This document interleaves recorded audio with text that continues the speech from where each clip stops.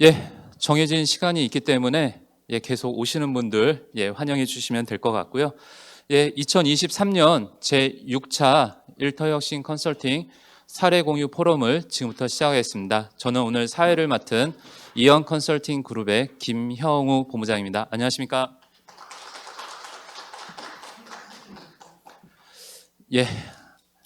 모두들 바쁘신 와중에도 오늘 이 행사장까지 참석해 주셔서 진심으로 감사를 드립니다. 아마 시간이 조금 이제 경과는 됐는데 아마 계속 오시는 분들이 계실 것 같은데 그 부분은 양해를 좀 요청드리겠습니다. 준비된 일정을 시작하기에 앞서 가지고 오늘 귀한 분들이 많이 참석을 해주셔서 간략하게 오늘 참석해 주신 분들에 대한 안내를 하고 오늘 정해진 식순을 진행하겠습니다. 무엇보다 오늘 1부와 2부 순서가 계획되어 있습니다. 1부는 기업에서 사례 발표가 2개 기업이 발표를 할 예정인데요. 오늘 바쁘심에도 오늘 참석을 해주신 기업 2분의 담당자님을 소개해 드릴 수 있도록 하겠습니다. 첫 번째 사례 기업 발표는 주식회사 모션입니다. 오늘 김진환 팀장님께서 발표해 주실 건데요. 박수 좀 부탁드리겠습니다. 다음은 주식회사 알파코입니다. 이제 평생교육기관이시고요. 오늘 직접 전영철 상무님께서 발표를 담당해 주실 예정입니다. 박수 한 번만 부탁드리겠습니다. 박수는 여기까지만 하고요. 그 외는 제가 소개만 간략하게 하겠습니다. 2부 순서는 종합토론입니다. 저희가 첫 번째 사례 발표한 내용에 대해서 전문위원 2분께서 디브리핑을 좀 해주실 겁니다. 첫 번째 참석해주신 한국고용노동연구원의 오계택 선임연구원이십니다. 그리고 인사해 주셔도 됩니다. 그리고 두 번째는 건국대학교 경영학과 윤동열 교수님이십니다. 어디 계시죠? 아까 감사합니다. 그리고 오늘 아마 멀리서 오신 분들이 제가 알고 있는데 더 멀리서도 오신 것 같아요. 세종에서 저희 일터혁신 컨설팅 사업을 주관하고 계신 고용노동부 홍순호 사무관님과 김미연 주무관님께서 참석해 주셨습니다. 감사합니다. 그리고 이 사업을 총괄하고 있는 노사발전재단이 있습니다. 아마 여기 참여 기업 하시는 분들이나 아니면 컨설턴트님들은 모두 다 알고 계실 거예요. 노사발전재단에서 일터혁신 컨설팅 사업본부를 맡고 계신 김영수 본부장님과 그리고 남지민 팀장님, 최윤재 과장님, 그리고 김영규 팀장님과 전정훈 위원님, 그리고 라승영 위원님, 많은 분들이 오셨어요 오늘. 그래서 감사드리고 그 외에 참여 기업들이 현장에서 많이 참석을 신청을 해주셨습니다. 뿐만 아니라 온라인에서도 지금 많은 분들이 참석해 계신 걸로 알고 있는데요. 오늘 행사 잘 준비한 만큼 잘 보여드릴 수 있도록 할 거고 오늘 시간 내서 참여하신 참여 기업분들 그리고 컨설턴트님들께 유익한 시간이 되었으면 좋겠습니다. 다음 순서로 오늘 일정에 대해서 간략하게 안내를 하고 식순을 이어가겠습니다. 오늘 사례 발표는 2개 기업이 사례 발표를 하고 2부에서 종합 토론이 이어질 예정에 있습니다. 시간을 보시게 되면 첫 번째 사례는 이제 주식회사 모션입니다. 노사 파트너십과 평생학습 체계 구축 그리고 고용문화 이 3가지 영역으로 HR 제도를 구축하고 이행한 사례에 대해서 제도 진단과 그리고 도입 이행 사례에 대해서 컨설턴트님과 그리고 기업에서 발표를 해주실 예정에 있고요. 두 번째 사례입니다. 평가와 임금을 이제 구축하고 직접적으로 제도를 도입한 사례에 대해서 주식회사 알파코의 전현철 상무님과 최정우 컨설턴트님이 발표할 예정에 있습니다. 이어서 종합 토론이 끝나고 나면 오늘 폐회 및 나가실 때 자그마한 답례품을 좀 준비했거든요. 가실 때 하나씩 수령해 가시기 바라겠습니다.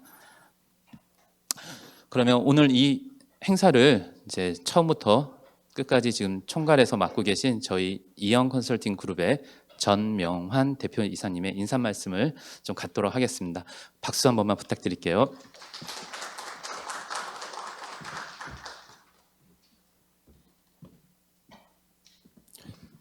네, 반갑습니다. 이영 컨설팅 그룹의 전명환입니다.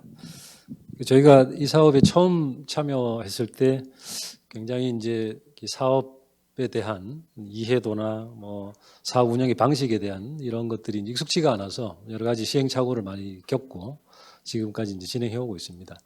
이제 사업을 진행해 오면서 느끼는 것은 어쨌든 이 일터혁신 컨설팅 지원 사업이라고 하는 것이 이제는 하나의 사업을 넘어서 뭐 노사발전재단의 정체성으로까지 이렇게 진화되고 있다라고 하는 느낌이 듭니다. 그런 진화에 발맞춰서 저희도 부족한 부분들을 많이 개선하고 또 우리의 최종 고객이라고 할 수 있는 현장에 계시는 우리 기업들과의 접촉면, 그 커뮤니케이션 이런 것들을 더 밀도 있게 해 나가려고 합니다. 그래서 실질적으로 도움이 될 만한 컨설팅의 이 알맹이들 이런 것들을 계속해서 만들어 나가야 되겠다라는 생각을 하고 있습니다. 오늘 행사도 이제 그런 차원의 일환으로 이루어진 것이다라고 생각을 하고요. 저희도 이 사업의 지속적인 발전에 어떤 형태로든 좀 기여할 수 있도록 나름대로 계속적인 어떤 진화의 속도를 발맞춰 나가는 이런 노력들을 아끼지 않으려고 합니다. 아무튼 오늘 굉장히 더운 날씨에 또 여름 휴가철이기도 한데 이런 것들 다 뒤로 하고 이렇게 많은 분들이 참여해 주신 점 진심으로 감사드리고요. 오늘 두 개의 기업이 발표하는 사례들이 그 사례도 사례지만 또 그 사례에 대한 토론들이 전문가 패널에 의해서 이루어질 것입니다. 그 안에서 좀 많은 인사이트를 소중한 시간을 내신 거니까 얻어가실 수 있는 기회가 되시기를 내심 바라고요. 앞으로 더 이 뭐 작은 행사이긴 합니다만 이 행사가 더 많은 기업의 발전에 도움이 되시기를 기대합니다. 예, 이상입니다. 네.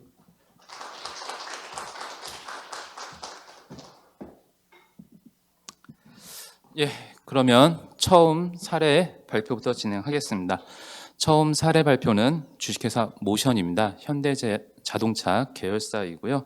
2019년에 이제 출범했고 여기 모션의 대표이사님도 오늘 참석해 주셨습니다. 예, 감사드리고 이제 제도 진단 및 설계에 대해서 정진명 컨설턴트가 약 10분 정도 먼저 발표를 하고 이어서 기업에서 김준환 팀장님이 직접적으로 도입한 이행 사례에 대해서 발표를 진행할 수 있도록 하겠습니다.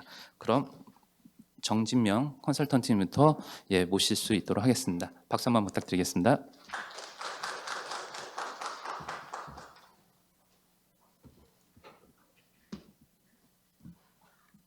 네, 안녕하십니까. 주식회사 모선 사례를 발표하게 된 정진명 컨설턴트라고 합니다. 반갑습니다.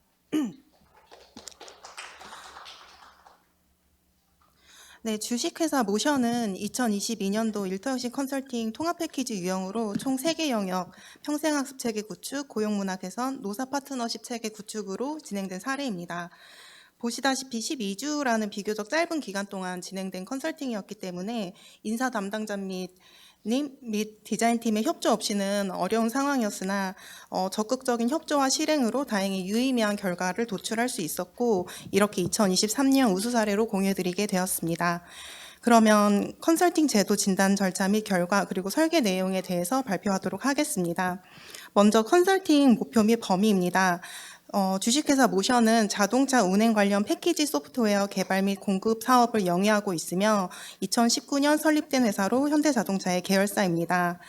당시 이제 모션의 근로자들은 회사를 개인의 성장을 위한 도구로 삼아 성취와 관계를 통해서 얻는 기쁨을 누리기 위한 조직 문화를 구축하려는 CEO의 인사 철학을 근간으로 모 회사와는 독립된 수평적이고 혁신적인 조직 문화를 지향하고 있었습니다.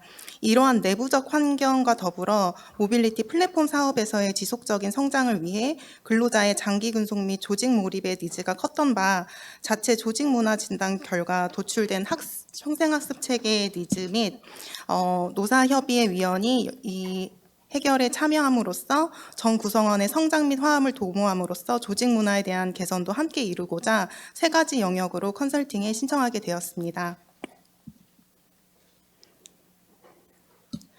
컨설팅 통합진단 절차입니다. 먼저 평생학습 체계 영역에서의 현황을 보면 당시 법정 의무 교육, 현대그룹 연수원 교육, 자기개발 교육 세 가지 카테고리로 진행되고 있었으나 가장 니즈가 높은 자기개발 교육의 체계가 없이 개별 신청으로 진행되었던 바 직무교육 풀 및 사이트에 접근이 어려운 구성원들에게는 기회가 불공평하게 주어지는 문제가 있었습니다. 보다 구체적인 진단을 위해 수행기관 자체 교육 수요조사 풀을 활용하였고요. 수요조사 결과 무엇보다 담당 업무 역량 향상 및 직업적 전망 확인이 가장 큰 니즈로 확인이 되었고, 실제 교육을 받기 위해서는 다양한 교육 내용 및 체계가 구축된 평생학습 체계가 필요한 것으로 확인이 되었습니다. 이러한 기존 교육 체계 및 교육 수요 조사 그리고 교육 수요 진단 결과를 디자인팀과 논의하여 직무 역량 모델링을 위한 팀 및 개인별 업무 R&R 구축, 조직 비전 및 핵심 가지를 기준으로 한 공통 역량 도출, 산업 전반 이해를 돕기 위한 직무 역량 도출, 리더십 역량 및 노사관계 역량 향상을 위한 노사 역량 도출을 개선 방향성으로 설정하게 되었습니다. 이후 조직 문화 진단입니다. 모션은 당시 이미 월 1회 전 사원이 모여 각종 행사를 하는 서퍼스 데이, 전체 임직원이 자유롭게 사용할 수 있는 서퍼스 룸 등 자체적인 복리후생의 제도 및 시설을 구비하고 구성원의 행복에 기여할 수 있는 조직 문화를 만들어 가고 있었습니다. 이에 보다 깊은 진단을 위해 12개 영역으로 구성된 수행기관 자체 조직 문화 진단 툴을 활용하였고요. 결과적으로 5점 만점에 평균 4.09라는 높은 점수가 집계되었으나 평균 이하로 집계된 3개 영역에 대한 분석 및 설계 방향성을 도출하고자 하였고, 역시 인사 담당자 및 디자인팀과의 토의를 통해 프로젝트 관련 유관자 논의를 통한 업무 이해도 증진, 개인 R&R 공유, 팀 간 사일로 현상 감소를 위한 커뮤니케이션 증진 캠페인 진행, 직원 및 팀 간 업무와 일정을 배려하는 이타심 배양 캠페인 진행 등의 개선 방향성을 뽑았습니다. 노사 파트너십 체계 진단입니다. 모션은 30인 미만 시점부터 선제적으로 노사협의회를 설치하여 노사협의회가 운영이 되어 오고 있었고, 최근에는 노사협의회 근로자위원이 고충처리위원회 역할을 겸직함으로써 고충처리 내용의 양 및 범위가 점차 확대되고 있어서 고충처리위원회 고도화가 필요한 상황이었습니다. 역시 해당 영역에 대한 심도 깊은 진단을 위해 6개 영역으로 구축된 자체 진단 툴을 활용을 하였고, 결과적으로 평균값 이하 2개 영역에 대한 분석 및 토의 결과 노사협의회 이외 정기적인 고충처리 해결을 위한 모임 결성, 평가체계 등 주요 인사제도 개선에 근로자 의견 적극 반영, 노사협의회 근로자위원회에 대한 고충처리 교육 확대 등 위원회 역량 강화, 다양한 고충처리 방안 및 절차 수립의 설계 방향성을 도출할 수 있었습니다. 이외 구성원 인터뷰 결과 고충처리위원회 제도 고도화, 회사 현안에 대한 전 구성원 공유 자리 마련, 다변하는 산업 및 직무에 대한 역량 강화 필요가 도출이 되었고요. 노사발전재단에서 제공해주는 EOS 설문 결과 학습 체계에 대한 구성원의 강한 니즈가 도출이 되었습니다. 추가적으로 EOS 개방형 질문에 대한 결과로서는 팀 간 교류 활성화 및 인사제도의 공정성과 수용성 함양이라는 키워드가 도출이 되었습니다. 이러한 결과물을 가지고 컨설팅이 진행이 되었고요. 평생학습 체계에 있어서는 먼저 모션의 경영 이념 및 관리자 역할 모델을 기반으로 공통 역량 및 리더십 역량이 도출이 되었고, 취합된 개인별 R&R을 밸류 체인으로 전환하여 이를 기반으로 직무 역량을 도출하였습니다. 이후 각 역량별 2단계 수준차를 두어 평생 교육 체계를 마련하였습니다. 고용 문화의 경우 대표적 이슈로 거론된 팀 간 이해 부족을 해결하기 위해서 업무 R&R을 공유하였고요. 타운홀 미팅을 통한 조직 몰입도 및 조인의식 향상, 그리고 프로젝트별 부서 간 커뮤니케이션 향상을 진행하였습니다. 노사 파트너십 체계의 경우에는 노사협의회 근로자위원이 고충처리위원회의 역할을 겸하게 하여 이를 전 근로자에게 공포함으로써 사내 신뢰도를 높였고, 그리고 고충처리 교육, 노사관계 관련 교육, 사내 성희롱 및 괴롭힘 관련 교육 등 다양한 노사관계 관련 역량을 함양할 수 있는 교육을 이수하게 하여 근로자위원회 역량을 강화시켰고, 기존 서퍼스데이를 직원 참여, 외부 특강, 조직문화 3가지 테마로 구분하여 다양한 노사 의사소통의 창구로 활용하도록 하였습니다.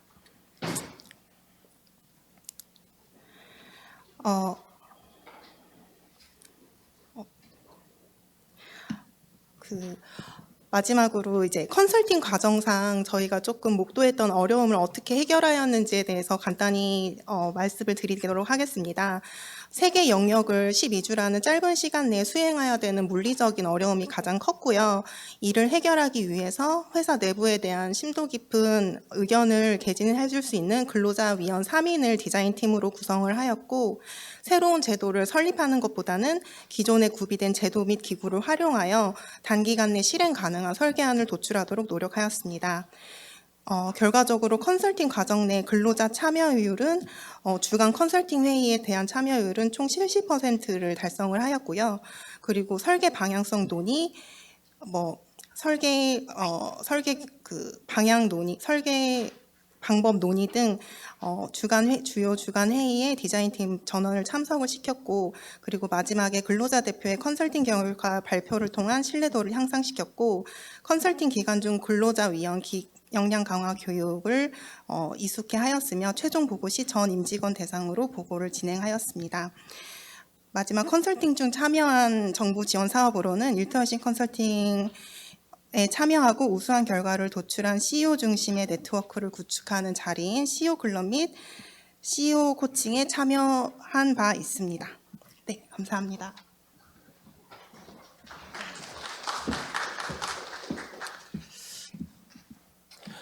예, 아마 진단과 설계 부분까지만 이제 컨설턴트님이 발표를 하신 거고요. 이제 2부 종합 토론 때 질의하실 수 있는 시간이 있기 때문에 혹시라도 궁금하신 부분이 있으시면 잘 메모하신 후에 질의해 주시면 되겠습니다. 다음은 모션에서 직접 담당자 김진환 팀장님 나오셔가지고 도입된 사례에 대해서 발표를 시작하겠습니다.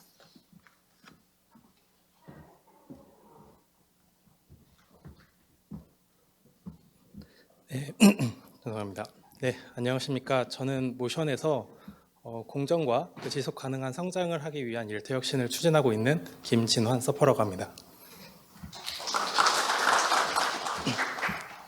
우선 일터혁신에 참여할 수 있는 기회를 제공해 주시고 오늘 우수사례 포럼에 참석할 수 있도록 지원을 해주신 고용노동부 노사발전재단 그리고 이영컨설팅그룹 관계자분들께 먼저 감사하다는 말씀을 드리고 싶고요. 그리고 오늘 이 자리에 참석해 주신 참석자분들께도 회사를 대표해서 감사하다고 말씀을 전해드리고 싶습니다. 우선 회사 소개를 간략하게 드리겠습니다. 저희 회사는 2019년 10월에 만들어진 모빌리티 신설 법인입니다.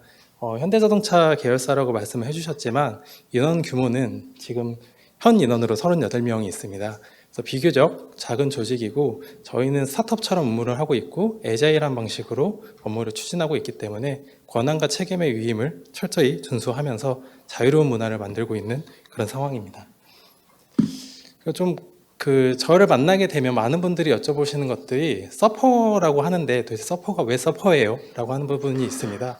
저희 회사의 상호를 먼저 좀 말씀을 드리자면 모션의 상호가 대부분 이렇게 움직이는 모션을 생각하시는 분들이 많습니다. 근데 그게 아니라 모빌리티와 오션이 합성어가 된 부분이어서 모빌리티 그리고 오션 이 단어를 함축해가지고 오션이고, 저희 회사는 모빌리티라고 하는 산업을 이 큰 파도로 생각을 하고 그 파도를 자유롭게 즐기는 저희 근로자분들을 서퍼라고 생각을 하면서 지금 업무를 같이 하고 있고, 올해에는 저희 전 직원 호칭과 직급을 통합해서 서퍼라는 직급과 호칭을 함께 쓰고 있는 그런 측면이 있습니다. 그래서 저희 오늘 대표이사님께서도 참석하셨지만 회사에서는 대표님께도 서퍼님이라고 부르는 독특한 문화를 가지고 있습니다. 회사가 만들어지고 그 다음에 직원이 입사를 하게 됐습니다. 그리고 제가 1호 입사자이고요. 이렇게 소중하게 저희 회사를 선택해 주신 직원분들이 행복하고 그 조직 안에서 성장을 하고 그 성장을 기반으로 한 몰입이 일어나고 그 몰입한 직원분들이 성과를 내서 회사가 지속 가능한 성장을 하도록 하는 게 인력 운영의 방향성의 철학입니다. 그 철학 하위 구조에는 저희가 알로하 스피릿이라고 하는 그 인재상이 있는데요. 이 또한 하와이 원주민의 문화를 바탕으로 해서 지금 5가지 인재상을 기준으로 인력 운영을 하고 있습니다. 통합 패키지형으로 2022년에 일터혁신 컨설팅에 신청을 하게 됐습니다. 감사하게도 50인 미만 사업장에 참여할 수 있는 단독 일터혁신 컨설팅 사업이 만들어지게 돼서 총 3가지 영역에 신청을 할 수 있었는데요. 그중에서 저희 인사 담당자인 저로서는 가장 고민이 되는 게 평생학습 체계 쪽이었습니다. 앞에 이제 컨설턴트님께서 말씀해 주셨지만 구성원들의 니즈는 점점 교육 훈련에 증가하고 있고 그 외부적인 환경으로는 코로나로 인해서 점차 대면 교육은 감소하고 있는 이 추세에서 어떻게 하면 돌파를 할 수 있을까라는 고민이 있어서 신청을 하게 되었습니다. 또 더 나아가서는 저희 회사 사업이 원래 한 가지 단독 사업이라고 하고 있는 사업부제 조직으로 운영이 되고 있다가 사업이 조금 점차 많아지면서 그 인력 운영 자체를 사업부제가 아니라 직무 중심으로 이제 전환해서 인력 운영을 하는 기준 안에 구성원들은 분명히 직무 역량 강화를 위한 교육에 대한 니즈가 좀 많았다고 볼 수 있었습니다. 두 번째로는 노사 파트너십인데요. 저희가 노사 협의회를 구성을 했습니다. 고용노동부 홈페이지에 가보면 친절하게 노사 협의회를 어떻게 만들어야 되는지에 대해서 잘 구성이 되어 있어서 노사 협의회를 만드는 데 있어서는 어려움이 없었습니다. 하지만 여기 노사 협의회에 참여하고자 하는 근로자 사용자 위원분들은 노사 협의회 위원으로서 처음 노사 협의회 위원인 것입니다. 그래서 이 근로자 위원분들과 사용자 위원분들이 어떻게 노사 협의회에서 활동을 해야 되고 어떤 역할을 할 수 있는지에 대한 그런 고민을 해결해 주시기 위한 방법으로 노사 파트너십 체제를 선택을 하게 되었습니다. 그리고 노사협의회로 이제 전하는 과정 안에 저희 근로자 대표분께서 활동을 해주셨었는데요. 이 전환되는 시점 안에서 근로자 대표를 조용히 페이드아웃 시키는 게 아니라 근로자 대표님을 상징적으로 임기가 종료되었다는 그런 측면 안에 격려와 후원을 아끼지 않은 그런 이벤트도 좀 진행을 하면서 노사협의회 출범을 조금 공식화했던 그런 측면도 있었습니다. 노사협의회가 운영하고 하는 데 있어서 노사협의 위원들의 역할은 당연합니다. 역할 외에 인사 담당자로서는 구성원들의 심리적인 안정성을 조금 더 도모하기 위해서 노사협의회 위원들의 고충 처리 역량 강화하는 데 좀 집중하고자 하였습니다. 구성원들의 심리적인 안정성을 가지고 인력이 운영이 되다 보면 고용 안정성이라고 하는 그런 측면에 일거양득 효과를 볼 수 있지 않을까라고 하는 관점 안에서 노사 파트너십 체제 안에서도 고충처리위원회에 대한 그런 항목도 좀 집중하고자 하였습니다. 마지막으로는 고용문화 개선인데요. 앞에 이제 컨설턴트님께 말씀해 주셨지만 저희 회사에는 서퍼스 룸이라는 공간이 있습니다. 전 직원이 함께 식사도 하고 업무도 하고 회의도 하고 같이 이야기를 편안하게 나눌 수 있는 그런 공간이 있는데요. 그 공간을 활용해서 저희가 기존에는 모션데이라고 하는 행사를 진행을 했었습니다. 월 1회 직원들이 함께 참여를 해서 이야기를 나누는 시간이었는데요. 여기 보시는 것처럼 사내 인사제도나 노사협의 안건을 공유하는 등 자꾸 일방적인 회사에 정보를 전달하는 시간으로 전환이 되는 관점 안에서 저희 서퍼스데이를 조금 더 직원들이 참여하고 회사 안에서 즐거움을 만들 수 있는 그런 공간과 문화를 구성하기 위해서 서퍼스 파라다이스라는 이 서퍼스 룸입니다. 저희 안에서는 서퍼스 룸을 조금 더 효율적으로 공간 활용을 하고자 하는 부분 안에 고용 문화를 좀 집중하고자 하였습니다.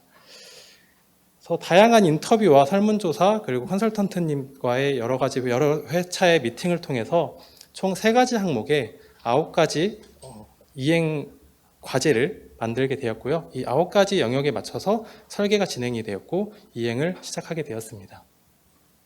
첫 번째 평생학습 체계입니다. 평생학습 체계에서는 저희가 실제로 운영하고 있는 교육 진행하고자 하는 커리큘럼과 그런 교육 풀이 없었던 부분이 사실입니다.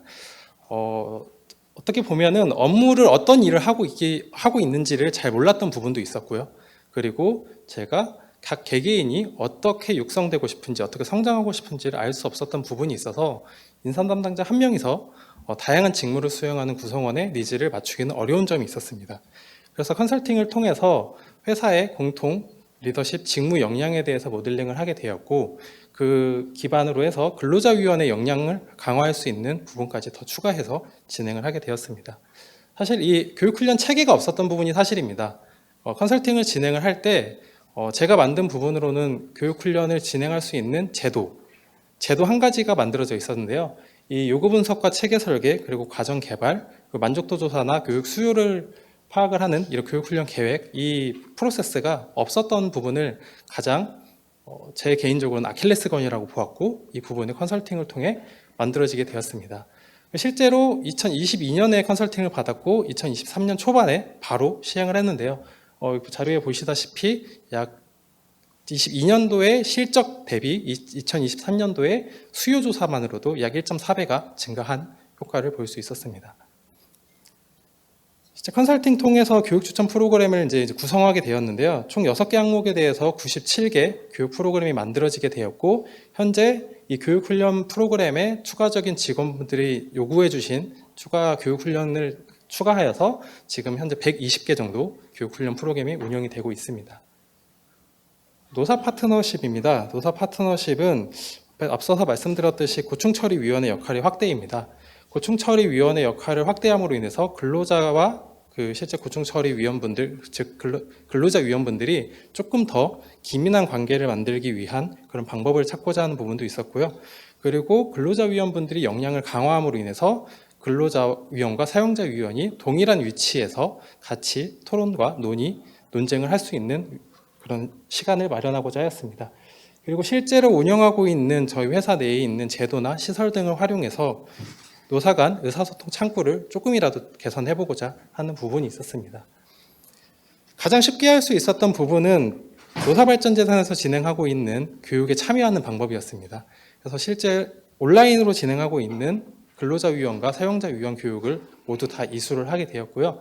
그리고 근로자 대표를 비롯한 근로자위원분들께서는 직장 내 성희롱과 괴롭힘 예방체계 구축을 조금 더 역량 강화를 해서 전문적으로 할 수 있도록 외부 기관의 교육을 실시하였습니다. 그리고 이제 조금 더 역량을 더 긴밀하게 조금 더 전문성으로 더 강화하기 위해서 노사발전대에서 진행하고 있는 1박 2일 워크숍 교육이 있습니다. 거기에 근로자 대표하고 인사 담당자가 같이 참여해서 노사가 어떠한 입장과 어떠한 위치에서 생각을 하고 있고 어떠한 역할을 해야 되는지에 대한 부분을 같이 수행하기도 하였고요. 옆에 있는 고충처리 담당자의 역할 및 고충처리 절차 교육은 경기도에서 진행하고 있는 또 사업이 있습니다. 경기도에서 성평등한 직장문화 만들기라는 그런 사업 안에 있는 고충처리 업무 담당자의 담당자 역할과 고충처리 역량 강화 교육을 또 참여하면서 지속적으로 고충처리에 대한 역량을 강화하고 있습니다. 실제 저희 교육 프로그램 안에서도 고충처리와 관련된 교육 프로그램이 있지만 실제 이제 안에 있는 근로자위원분들 대상으로 제가 직접 고충처리위원에 대한 교육도 진행을 하고 있습니다. 고충처리에 대해서 집중해 본 결과 사실 이게 좋은 건지 나쁜 건지 모르겠는데요. 고충처리에 대해서 점차 많이 문을 두드리고 있습니다. 그리고 고충처리에 대한 것들을 점차 조금씩 작은 것부터 큰 것까지 다 이행을 해주다 보니까 직원분들의 회사에 대한 오해나 불만 그런 점은 점점점 줄어들고 있다는 체감을 느끼고 있고요. 무엇보다 2023년도 올해 들어서는 고충처리 실적이 전년 대비 상반기 시점으로만 해도 좀 많이 증가하였는데 제 개인적인 생각으로는 올해 퇴사자가 없는 가장 큰 이유는 저 고충처리 실적을 지속적으로 하고 있고 집중하다 보니 그러지 않았나라고 하는 측면을 좀 고려해 볼 수 있습니다. 그리고 저희 아까 말씀드렸던 서퍼스데이인데요. 서퍼스데이는 그 주기도 일정하지 않았고 시간과 장소를 제외한 모든 카테고리가 그때그때 정해지는 경향이 좀 있었습니다. 그래서 구성원분들이 요구사항으로 좀 안정성을 가지고 미래를 예측할 수 있는 그런 프로그램이 있었으면 좋겠다.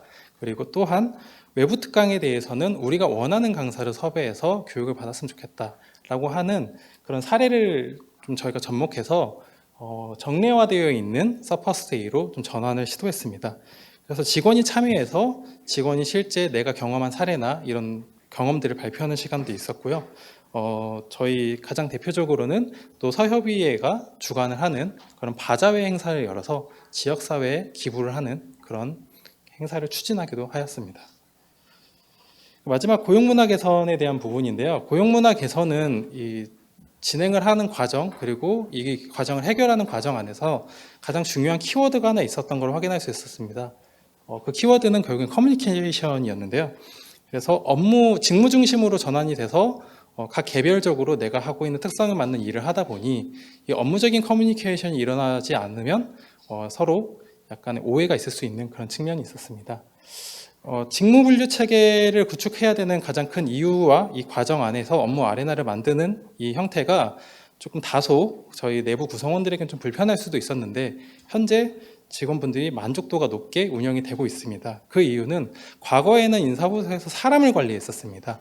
사람을 관리하던 인사 조직이 이제는 일을 하는 그 직무를 관리해야 되는 조직으로 변경이 되다 보니 담당 직무를 하고 있는 그 담당자들의 요건과 속성, 그리고 그분들의 커리어를 집중을 해야 되는 과정이라 직무 분류 체계를 구축하는 것이 필수적인 요건이기도 하였습니다.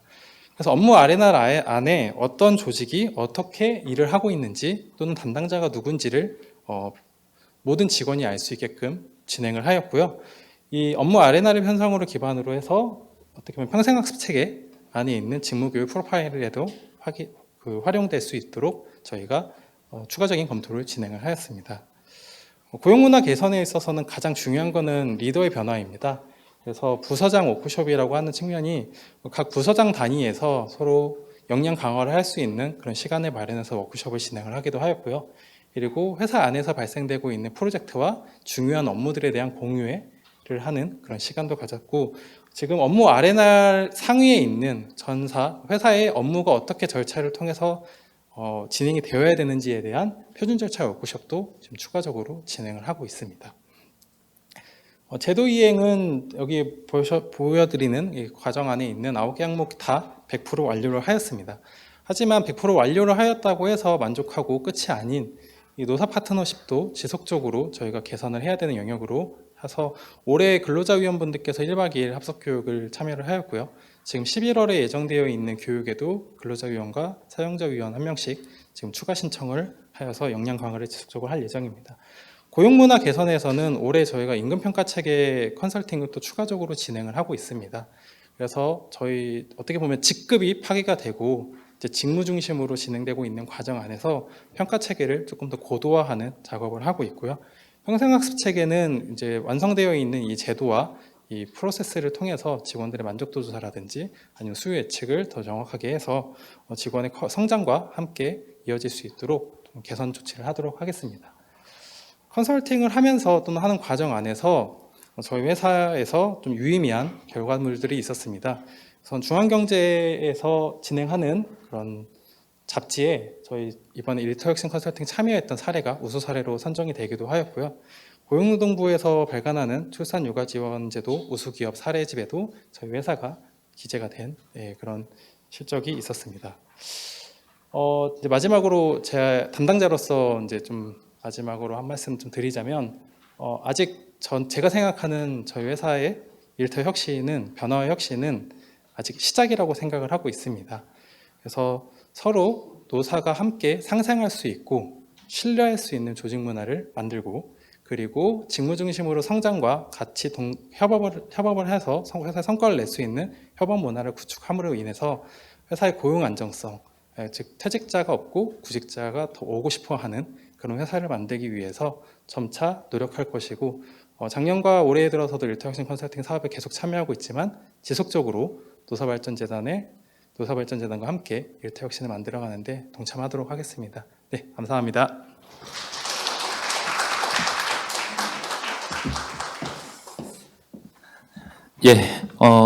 딱 시간을 맞춰주셨네요. 사실상 워낙 팀장님이 말씀을 잘해주셔가지고 시간이 초과될까봐 좀 염려를 했는데 딱 35분에 맞춰주셔가지고 감사드리고 이어서 두 번째 사례에 대해서 발표를 진행하겠습니다. 주식회사 알파코에 대한 사례이고요. 여기는 평가 체계와 임금 체계를 이제 진단하고 설계했었던 사례입니다. 그럼 먼저 컨설턴트님의 발표가 있고 이어서 기업의 전영철 상무님께서 발표를 이어갈 수 있도록 하겠습니다. 최종호 컨설턴트님 앞으로 부탁드리겠습니다.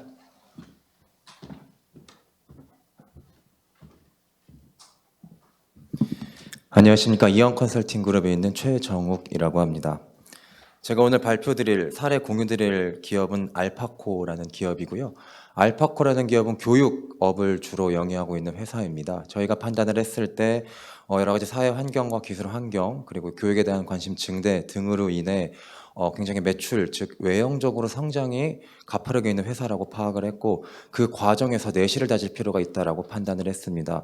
그 영역 중에 하나가 HR 영역이고 가장 근본적인 평가와 보상 제도에 대해서 개선을 함으로 인해서 HR적인 효율성을 높이고 조직의 성장에 기여하고자 영역들을 컨설팅하게 되었습니다. 그럼 구체적으로 말씀드리도록 하겠습니다. 기업 현황은 방금 말씀드렸던 것처럼 교육, 위탁교육 및 평생교육 서비스업을 영위하는 회사입니다. 조직은 2개의 본부와 하나의 실로 나누어져 있고요. 규모 같은 경우에는 50명 내외로 운영되고 있는 기업입니다. 여기서 이제 주목해서 보실 수 있는 게 매니저급 인력이 높다라는 겁니다. 매니저급 인력이 높다라는 얘기는 결국 생산 가능 인력이 젊은 생산 가능 인력이 가장 많다는 얘기고 피라미드형 인력 구조로서 생산성 향상에 가장 좋은 기업 구조라고 할 수 있겠습니다. 그래서 이러한 기업에서 HR 제도를 개선을 하게 된다라고 한다면 충분히 더 높은 생산성을 확보할 수 있다라는 어떠한 가정에서 출발을 하게 되었습니다. 외부 환경 분석에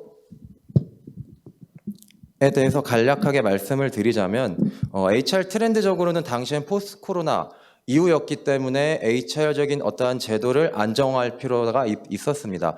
구성원들의 만족과 몰입을 높이고 불안정한 어떠한 그 조직 문화를 다독여야 할 필요가 있기 때문입니다. 그래서 더욱더 HR 제도에 대한 개선이 필요했습니다. 시장과 시장 트렌드 역시 시장과 소비자에 대한 트렌드 역시 교육에 대한 관심이 높아지고 있고 기술적 환경 역시 테크와 에듀가 결합되어 있는 형태로 외형적인 성장이 가능한 시대라고 저희는 분석을 하였습니다. 그를 기반으로 더욱더 HR적인 컨설팅이 필요하다는 점을 다시금 확인할 수 있었습니다. 조금 더 구체적으로 기업에 대해서 살펴보면 6가지 사업을 영위하고 있는 기업이라고 보실 수 있습니다. 다양한 이제 사업주뿐만 아니라 고객사, 어떤 근로자, 다양한 채널에 대해서 교육을 하고 있는 회사였기 때문에 더욱더 내실은 탄탄하다라고 판단을 하였습니다. 매출액은 서두에 말씀드린 것처럼 오르고는 있었으나 영업이익이 줄어들고 있었습니다. 영업이익이 줄어든다라는 것들은 많은 원인 변수가 있을 수 있으나 저희는 HR 컨설턴트이기 때문에 HR적인 효율성이 낮아짐으로 인한 것도 어느 정도 원인적인 요소가 있다라고 판단을 하였습니다. 그래서 본격적으로 추진하기에 앞서서 저희 이영 컨설팅 그룹과 알파코의 TF를 구성하게 되었고요. 특히 여기 계신 상무님께서 적극적으로 많은 도움을 주셨기 때문에 보다 실무적으로 워킹할 수 있는 제도가 탄생할 수 있었던 것 같습니다. 추진 영역은 환경 분석과 제도 설계, 변화 관리 방안 구축으로 총 16주간 진행이 되었습니다. 그럼 구체적으로 저희가 컨설팅에 앞서서 사전 진단한 내용에 대해서 말씀드리겠습니다.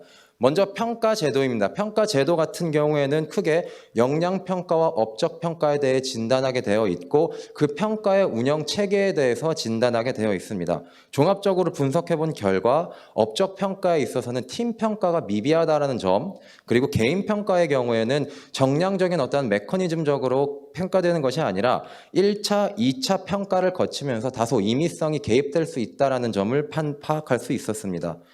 역량 평가의 경우에는 사용하고 있는 역량이 직무에 기반한 기능 역량이 다소 미흡했기 때문에 저희는 직무 분류 체계를 먼저 개선한 뒤에 역량을 도출하여 그 역량을 바탕으로 평가될 수 있는 체계를 설계하게 되었습니다. 평가 프로세스 같은 경우에는 요즘 화두가 되고 있는 영역 중에 하나입니다. 평가의 절차와 공정성, 투명성이 어떠한 기업에도 화두인데 우리 기업 같은 경우에는 평가에 대한 피드백과 공유 측면에서 미비하다는 점을 파악할 수 있었고 이러한 미비한 점을 극복하기 위한 제도적인 보완, 여러 가지 템플릿 같은 것들을 설계해 드렸습니다. 평가 결과 활용 역시 보상과 승진에만 제한적으로 활용되고 있기 때문에 이 역시도 추후 이행 관리에서 계속적으로 피드백, 팔로우업 해드렸습니다. 임금 체계에 대해서 진단한 내용에 대해서 말씀드리겠습니다. 먼저 기본급 측면입니다. 기본급에서는 일반적으로 평가 인상률이라고 적용되는 것들이 있는데 평가 인상률이 생각보다 차등이 크지도 않고 성과주의가 제대로 반영되어 있지 않다라는 미흡점이 있었습니다.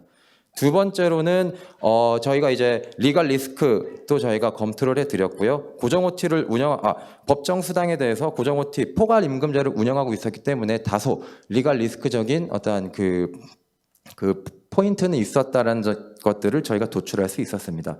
세 번째는 성과급입니다. 성과급의 포션이 명확히 10%, 12.3%를 운영하고 있으나 어떠한 성과급의 재원 마련, 즉 펀딩과 성과급을 개인에게 배분하는 얼로케이션 관점에서 제도가 체계적이지 않다라는 점을 파악할 수 있었고, 네 번째로 고정급 운영 측면에서 매니저 직급이 하나의 페이 밴드를 운영함에 따라서 저직급 매니저들의 승진 기회 상실로 인한 동기부여 저하 효과가 충분히 있을 것이라고 판단하였고 컨설팅을 진행하게 되었습니다. 그렇다면 이제 실질적으로 제도 개선한 내용들에 대해서 말씀드리도록 하겠습니다. 먼저 직무분류 체계입니다. 저희는 밸류체인 분석 기반해서 4가지 직군으로 구분을 하였고 23개 직무를 도출하였습니다. 이 직무를 기반으로 역량평가에 대해 사용할 역량 모델링을 하였고 업적평가, KPI 같은 경우에는 뒤에서 말씀드리겠지만 탑다운으로 저희가 도출을 하였으나 그것을 크로스 체킹할 수 있는 하나의 그 레셔널로서 활용하기 위해서 저희가 직무분류 체계, 직무의 세부적인 내용들을 활용할 수 있었습니다. 그럼 평가 제도에 대해서 구체적으로 말씀드리겠습니다. 먼저 평가 요소, 즉 평가 지표에 대해서 간략하게 말씀을 드리자면 KPI 같은 경우에는 도출할 수 있는 방식이 여러 가지가 있는데 저희는 가장 전통적이고 아카데믹하게 탑다운 어프로치를 활용을 하였습니다. 전략과 미션으로부터 CSF를 도출을 하였고 그것을 본부와 부서에 매핑을 한 뒤에 개인 평가 지표에 연계할 때에는 엠비어라는 틀, 즉 이러한 엠비어라는 전통적으로 많이 활용하는 비이클을 활용을 해서 성과 관리를 할 수 있도록 체계를 구성하였습니다. 역량평가 같은 경우에는 공통 역량, 리더십 역량, 직무 역량으로 도출을 하였고요. 공통 역량 같은 경우에는 CEO의 메시지, 어떠한 신년사 이런 것들을 바탕으로, 리더십 역량 같은 경우에는 저희 기관이 내부적으로 갖고 있는 여러 가지 역량 사전들이나 풀, 그리고 이제 민츠버그 퀸의 경쟁가치 모형과 같이 어떠한 학제적으로 많이 쓰고 있는 여러 가지 풀, 그리고 여러 가지 벤치마킹한 여러 가지 역량들을 활용하였습니다. 직무 역량 같은 경우에는 사전에 도출한 직무 분류 체계를 바탕으로 직무 역량을 구체적으로 도출하였습니다. 역량을 측정하는 방식에는 이제 전통적으로 1에서 5점 척도를 활용을 했고요. 1에서 5점 척도가 어려운 이유 중에 하나는 1에서 5점 척도가 정의가 제대로 되어 있지 않기 때문에 평가자들이 평가를 활용하는 데 어려움을 느끼는 겁니다. 이러한 점에서 착안을 해서 저희는 전통적인 평가 방식 모델을 쓰되 개개의 그 스케일들을 좀 구체적으로 정의를 할 수 있는 방향으로 컨설팅을 진행하였습니다. 이제 운영 방안들에 대해서 말씀드리겠습니다. 먼저 평가 등급 배분 방안입니다. 역량 평가 같은 경우에는 절대 평가를, 성과 평가, 업적 평가 같은 경우에는 기여도에 따라서 상대 평가를 하였습니다. 근데 여기서 주목하셔야 될 점은 상대 평가에 대해서 도수 분포에 의한, 정규 분포에 의한 SABCD를 기계적으로 하는 것이 아니라 ABC에만 기계적인 상대 평가 배분에 대한 할당률을 주고 S와 D는 임의적으로 배분할 수 있도록 하여 평가자의 평가 부담을 완화하였고, 저성과자라 하더라도 무조건적으로 D를 받지 않도록, 고성과자라 하더라도 특출나지 않으면 S가 나오지 않도록 해서 평가의 타당성을 높였습니다. 평가권 및 평가 비율 역시 모든 다양한 평가자가 평가에 참여할 수 있도록 저희는 평가 제도를 설계하였습니다. 평가 방법 보시면은 SABCD에 대해서 저희가 명확하게 정의를 하였고요. 마지막으로 평가군 같은 경우도 저희의 규모를 고려해서 직책과 비직책을 나누는 방법, 또한 기능별로 나누는 방법을 제언드렸습니다. 그를 기반으로 종합평가의 결과를 산정하였고 평가 프로세스에서 평가 면담과 피드백이 오갈 수 있는 제도를 설계하였습니다. 임금제도 같은 경우에는 기본급과 성과급으로 나눌 수 있는데 기본급 같은 경우에는 매니저 엔트리급의 직원들이 충분히 동기부여가 될 수 있도록 페이밴드 존을 3군데로 나누어서 컨설팅을 진행하였고요. 성과급 같은 경우에는 재원 마련에 있어서 기준을 조금 더 명확히 해서 영업이익과 또한 그 조직과 개인의 매트릭스에 기반해서 기여한 만큼 가져갈 수 있는 방안으로 PS와 PI를 설계하게 되었습니다. 그럼에도 불구하고 코로나라는 상황과 여러 가지 그 조직 내외부적인 요인으로 인해서 이행이 잘 안 되었다라는 장애가 있었기 때문에 저희는 한 번 더 이행 컨설팅을 진행을 하였고, 그 결과 여러 가지 설명회들을 개최해서 제도에 대한 이해도를 높임과 동시에 특히나 개발 직군에 대한 리텐션과 확보가 어렵다는 점에 착안을 해서 개발 직군에게 조금 더 보너스를 줄 수 있는 추가적인 보상 제도를 설계해 드리면서 컨설팅을 마무리할 수 있었습니다. 이상입니다.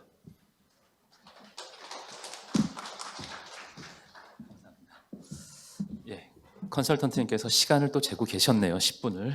예, 그래서 시간을 딱 맞춰주셔서 감사드리고, 저기 요 사회자 마이크의 볼륨이 좀 큰 것 같습니다. 조금만 낮춰주시면 도움이 될 것 같습니다. 예, 다음은 사례 발표를 해주실 전영철 상무님 앞으로 모시겠습니다.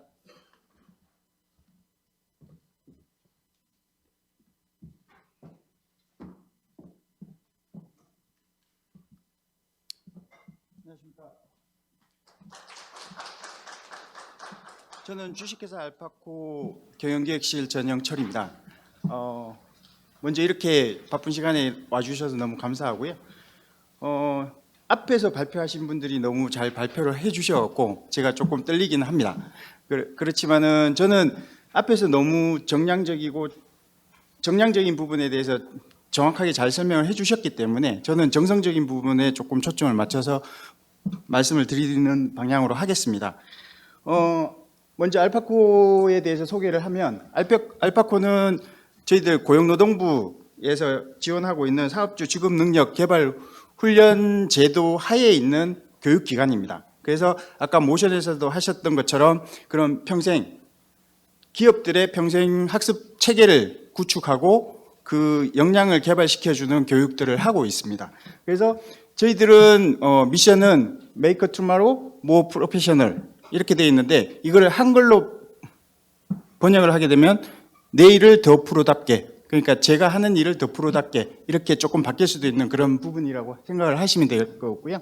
그다음에 저희들은 이번 일터혁신과 관련해서 목표 중심의 성과 관리를 하겠다라는 기업 가치를 내재하고 있는 기업이라고 보시면 될 것 같습니다.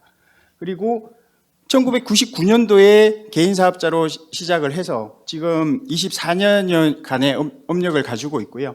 그다음 1999년도에는 통신교육 프로세스를 최초로 개발해서 진행을 하였고요. 그다음에 2005년도에는 인터넷 원격 훈련, 이러닝을 진행하고 있습니다. 그리고 2011년도에는 스마트 러닝, 그래서 노동부에서 지원하고 있는 제도들을 다 이행을 하고 있고요. 그다음에 2016년도에는 드디어 누적 고객사가 2,000개 정도 되고 누적 교육생이 2만 명을 돌파하는 사례가 있었고요. 그다음에 이제부터 2020년부터는 이제 그 코로나가 발생을 하면서 그 온라인에 대해서 본격적으로 저희들 사업이 폭발하기 시작하는 단계였었습니다. 그래서 저희들 같은 회사 교육기관으로 보면은 온라인 교육기관들의 매출이 엄청나게 늘어났어야 되는 상황인데 저희들은 준비가 조금 덜 돼서 그 부분에 대해서 조금 놓쳤습니다. 왜냐 그러면 콘텐츠, 그다음에 시스템 개발을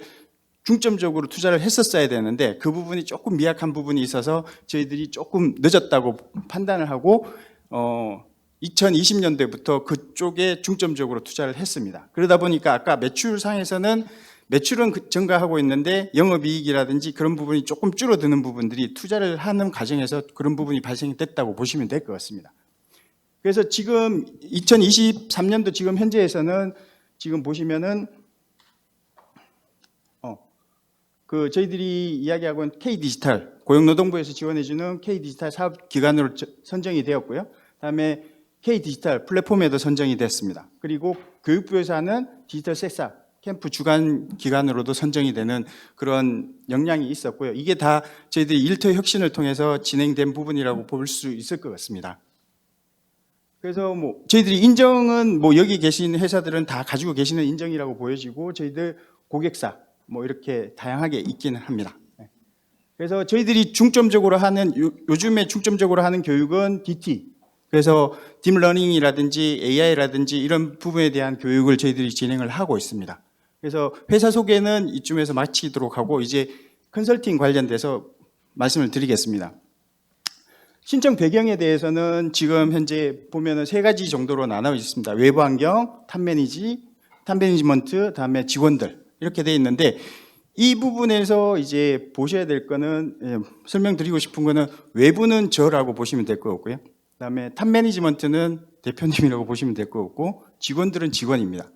저는 이 회사에 조인한 지가 이제 한 5년 정도 됐고요. 그때 EN 컨설팅을 할 당시에는 대기업에서 그만두고 중소기업으로 이제 조인을 한 상태였기 때문에 제가 봤을 때의 중소기업의 한계점, 그다음에 탑 매니지먼트의 바라는 점, 그런 점들이 상당히 조금 직원들하고의 이격이 있었어요.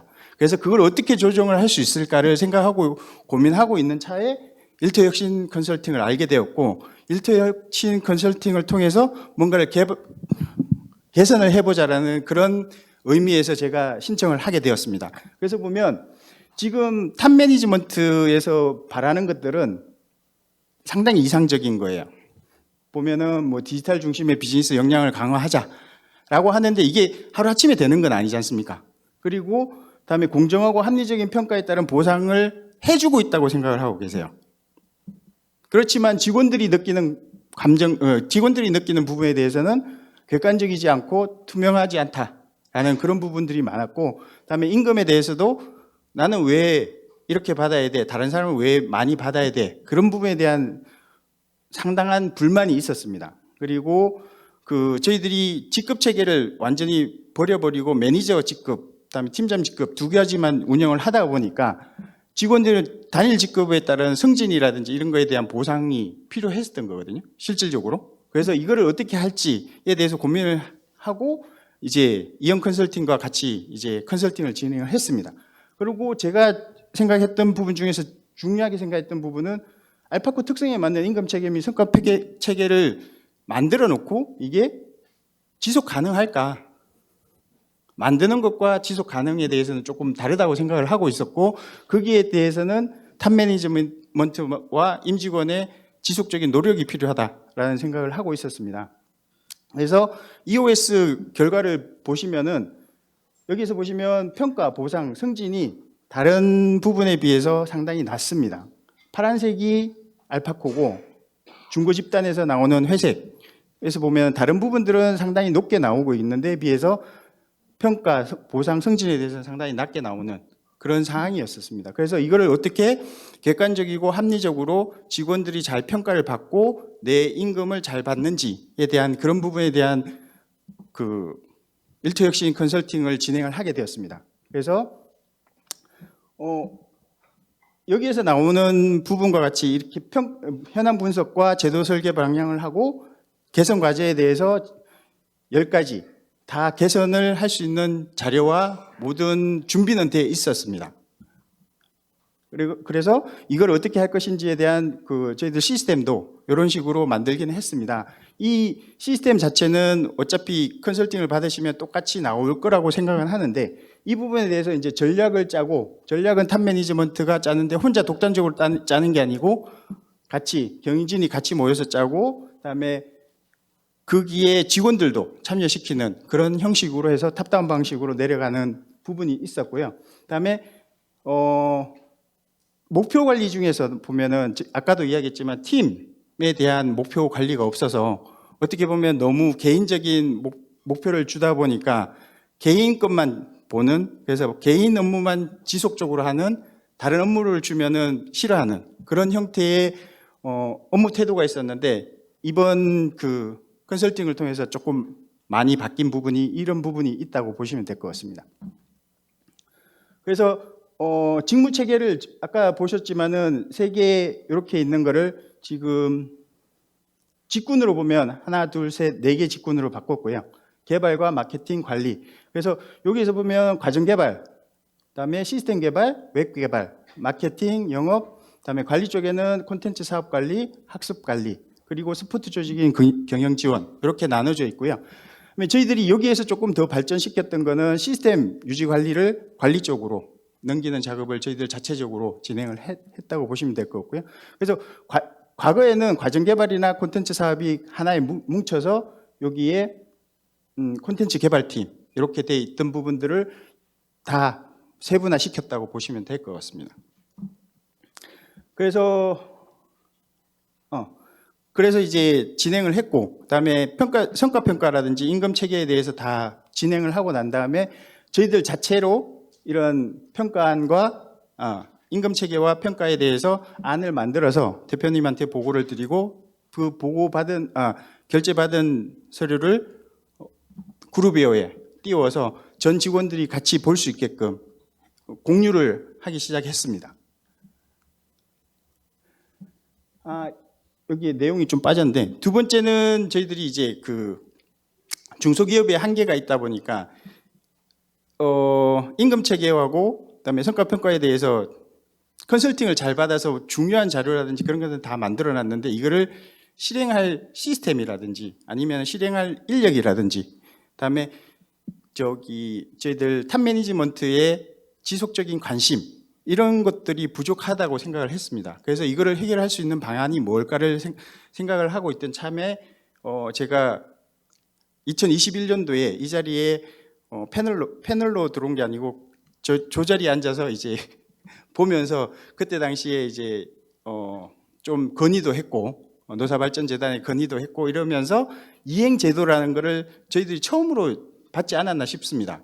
그래서 이제 지금 컨설팅 받은 거를 잘 지속적으로 가져가기 위한 이행에 대한 부분이고, 이 부분은 뭐가 있냐 그러면 저희들이 기존에 하던 제도에서 교육이 없으니까 지금 이런 부분에 대한 누락이 있고, 그다음에 평가자의 정성적인 평가가 계속 지속적으로 이루어지는 부분에 대해서 어떻게 바꿔줘야 될지, 그다음에 사전과 사후에 어떠한 피드백을 주고 그 사람들이 공감을 할 수 있게끔 만들어줘야 되는 그런 부분에 대해서도 여전히 부재로 남아있는 상황이었습니다. 그래서 그런 부분을 어떻게 할지에 대한 부분도 해야 되고 하는 상황에서, 실질적으로 운영을 하려고 그러면 규정이 있어야 되고 준칙이 있어야 되고 하는데, 그런 부분에 대해서도 지금 양식이라든지 그런 것들이 상당히 부족한 부분이었습니다. 그래서 그런 부분에 도움을 받고자 이형 컨설팅을 이용하게 되었고요. 그래서 이런 부분의 매뉴얼, 그다음에 규정, 사내 규정, 그런 것들을 도움을 받아서 다 제정을 해서 지금 사용을 하고 있습니다. 이 부분은 아까 말씀드린 것처럼 그런 저희들 중소기업의 한계점이라든지 그런 것들 때문에 진행을 하게 되었고요. 그다음에 저는 이런 제도가 있음에 있어 교육이 제일 중요하다고 생각합니다. 직원들을 교육을 시켜야지만 어떻게 그 제도가 잘 이행이 되고 유지가 될 수 있을 거라고 생각을 했고, 교육을 어떻게 할 거냐에 대해서는 외부 전문가들이 와서 교육을 해주는 게 제일 좋겠다라는 그런 내용들이 있어서 이형 컨설팅에 컨설턴트가 와서 저희들을 직접적으로 몇 차례에 걸쳐서 교육을 진행을 해준 것이 저희들한테는 상당히 도움이 많이 되었습니다. 그래서 매뉴얼은 이런 식으로 다 만들어서 했고, 마지막으로 이제 2년 동안에 저희들이 컨설팅을 받으면서 좋은 점과 나쁜 점에 대해서 조금 소개를 해드리면, 탑 매니지먼트는 이거를 하면, 이 제도를 실행하면 바로 모든 것이 합리적이고 객관적이고 다 된다고 생각을 하시는 부분이 있는 것 같아요. 그래서 그렇지만 이게 꾸준히 진행되고 지속적인 투자가 되지 않으면 안 된다는 그런 부분이 조금 제가 봤을 때는 아쉽다고 생각을 하고 있고요. 다음에 직원들 입장에서는 이 제도가 도입이 되면 내가 임금이 바로 오를 것이다, 다음에 공정한 평가를 받을 수 있을 것이다, 이렇게 생각하는 부분이 있는데, 이런 부분들도 조금 아직 그렇게 됐고, 그다음에 이런 컨설팅을 받으니까 워크앤 라이프 밸런스 등과 같이 어떠한 요구사항들이 조금 많아지는, 이 성과평가와 이거와는 무관하게 요구사항들이 좀 많아지는 부분들이 조금 있었습니다. 그리고 한계점으로 계속 말씀을 드리는데, 중소기업의 한계점은 시스템 부족하고, 그다음에 유지 인력이 부족하고, 그다음에 새로운 제도에 대한 변화 인지에 대한 부족한 점들이 있는 부분에 대해서는 저희들 중소기업의 한계라고 생각을 하고 있고, 그런 부분을 어떻게 헤쳐나갈지가 지속적인 연구 대상이라고 생각을 하고 있습니다.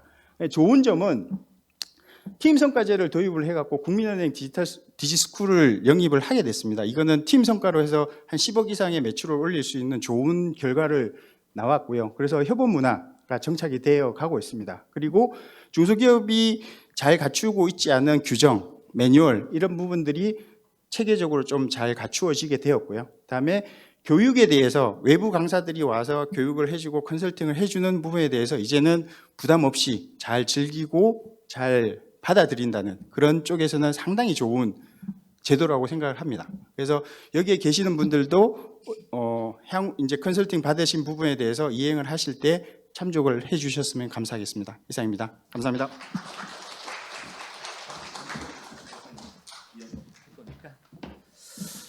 예, 저기 알파코는 2021년에 일반형 컨설팅을 받으셨고 2022년도에 이행 컨설팅을 받았기 때문에 아까 2년 연속으로 일터 혁신 컨설팅을 수행 받으셨다라는 표현을 하셨다는 점 다시 한번 보완해서 말씀을 드립니다. 그러면 뭐 쉬는 시간 없이 그냥 바로 종합 토론으로 좀 넘어가겠습니다. 조명을 조금만 더 밝혀주시고 오늘 종합 토론을 진행해 주실 오계택 선임연구원님과 윤동열 교수님 앞으로 모시고 오늘 발표를 담당해 주신 두 분의 컨설턴트님과 담당자 두 분도 앞으로 좀 모시겠습니다.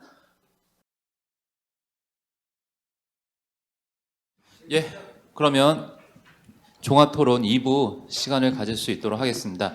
2부 진행 순서에 대해서 말씀을 드리면 먼저 전문위원 한 분인 오계택 전문위원님께서 먼저 한 10분에서 15분 정도 사례에 대한 디브리핑을 해주시고 이어서 윤동열 교수님께서도 사례 발표에 대해서 디브리핑한 이후에 아마 질의사항이 있으실 겁니다. 그 질의사항에 대해서 기업 담당자님께서 답변을 드리고 혹시 오늘 참여하신 컨설턴트님이나 기업 담당자분들께서 질의가 있으신 경우 손을 들어주시면 저희 이지훈 선임님이 지금 마이크를 전달 드릴 수 있도록 하겠습니다.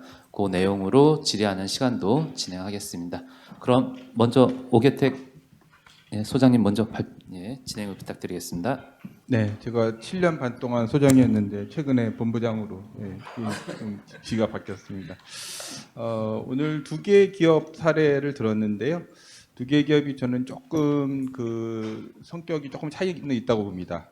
특히 이제 인력 관리 부분에 있어서 첫 번째 기업은 아마 이제 한 5년 정도 된 그리고 주로 아마 그 개발자나 이런 쪽이 주요 직군인 최근에 이제 많이 얘기되고 있는 소위 MG IT 기업처럼 느껴지고요. 두 번째 기업은 뭐 그보다는 조금 더 안정된 시장을 가지고 있는 교육사업이라고 하는 게 이제 마켓 쉐어를 가지고 운영되는 부분이니까 다만 이제 거기에 개발 직군에 계신 분들은 아마 첫 번째 기업하고 아마 좀 비슷할 수는 있을 것 같습니다. 이제 그런 그 기업의 특징을 가지고 오늘 발표해 주신 내용에 대해서 조금 제 의견을 드리려고 하는데요. 저는 그 평생학습 관련해서 조사하신 게 있잖아요. 그 조사 결과가 상당히 좀 흥미로웠습니다. 왜냐하면 우리가 과거에는 교육 훈련을 어떻게 인식했냐면 힘든 프로젝트 하면은 좀 가서 쉬고 오라라고 하는 의미로 부여하는 경우도 많았고요. 그 다음에 승진 누락하면 위로 차원에서 교육 훈련이라도 받고 와 이렇게 하는 경우들도 꽤 있었습니다. 그래서 이게 교육 훈련의 의미가 좀 그랬는데 오늘 여기 그 수요조사 결과를 보면 왜 교육 훈련 받으려고 하냐 할 때 직무 능력을 향상하기 위해서 그 다음에 어쨌든 자기 개발을 통해서 더 나은 직업을 의 가능성을 높이기 위해서 이런 이제 그 의견이 44.4% 27.8%였거든요. 한 3분의 2 정도 이상이 교육훈련을 이렇게 인식하고 있다는 거죠. 그래서 저는 이제 교육훈련의 좀 그 위상이 좀 바뀌고 있다고 보는데 이거는 제가 아까 말씀드렸듯이 이 기업의 첫 번째 기업의 조금 구성원과도 좀 관련이 있을 것 같아요. 왜냐하면 이제 우리가 예전에는 기업을 혹은 기관을 동일시하는 자기 정체성을 그렇게 이제 뭐 하세요 이렇게 물어보면 무슨 기업 다닙니다 이렇게 얘기하는 그런 시기였는데 아마 요즘에는 조금 뭐 물론 이제 그 기업 소속을 얘기하겠지만 그 기업에서 내가 하는 뭐 엔지니어입니다 프로그램이다 이렇게 이제 얘기하는 경우들이 많아진다는 거죠. 그러니까 이제 지금은 중요한 게 내가 뭐 어떤 직무를 하는 사람이라고 하는 게 중요해지는 거고 내가 지금 근무하고 있는 기업은 그 직무를 좀 잘할 수 있는 기왕이면 더 좋은 조건에서 그 직무를 더 잘할 수 있는 기업에 현재 내가 근무하고 있는 거죠.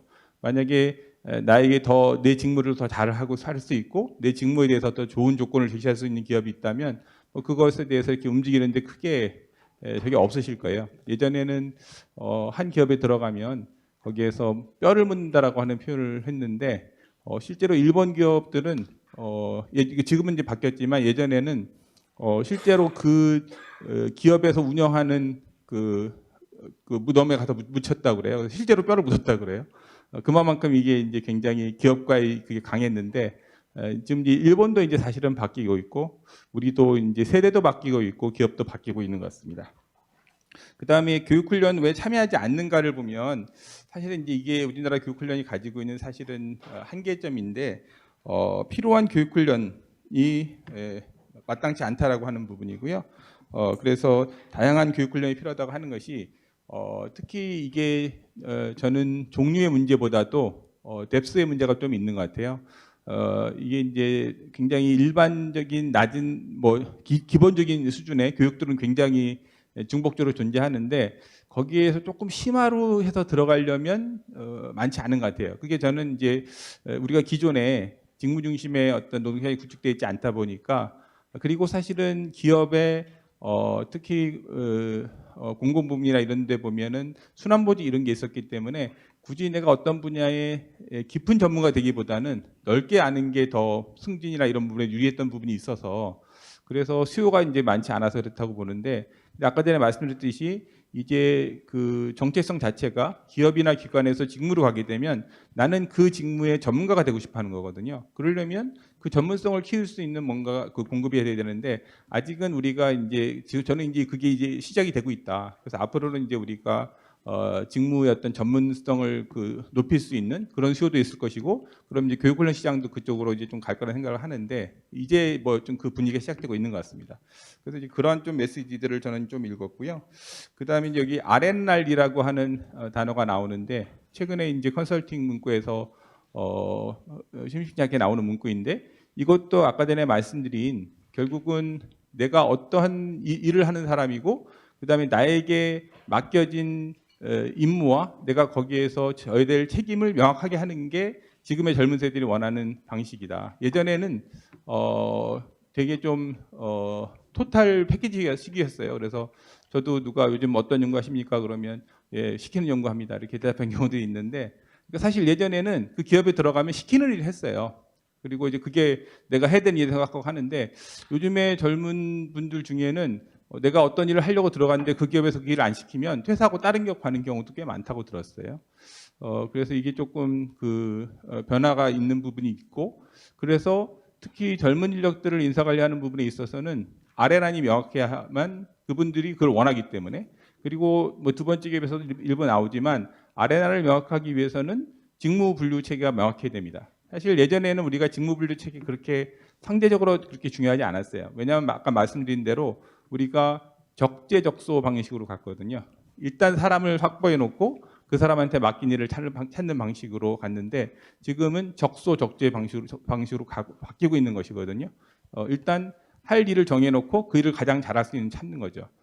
미국의 경우에는 그게 내부이든 외부이든 상관하지 않습니다. 그리고 우리나라 아마 개발자 시장 같은 경우에는 외부에서도 꽤, 왜냐하면 이분들은 한 기업에서 오래 일할 생각도 없고요. 그게 오히려 더 손해예요. 그 프로젝트가 이제 어디에서 어느 기업에서 있을지 모르고, 그래서 다만 그 프로젝트가 진행되는 기간에 그분이 굉장히 핵심적인 영역을 가지고 있으면 당연히 대우는 좀 높게 해드리는데, 그렇다고 그분이 그 기업에 계속 머무느냐?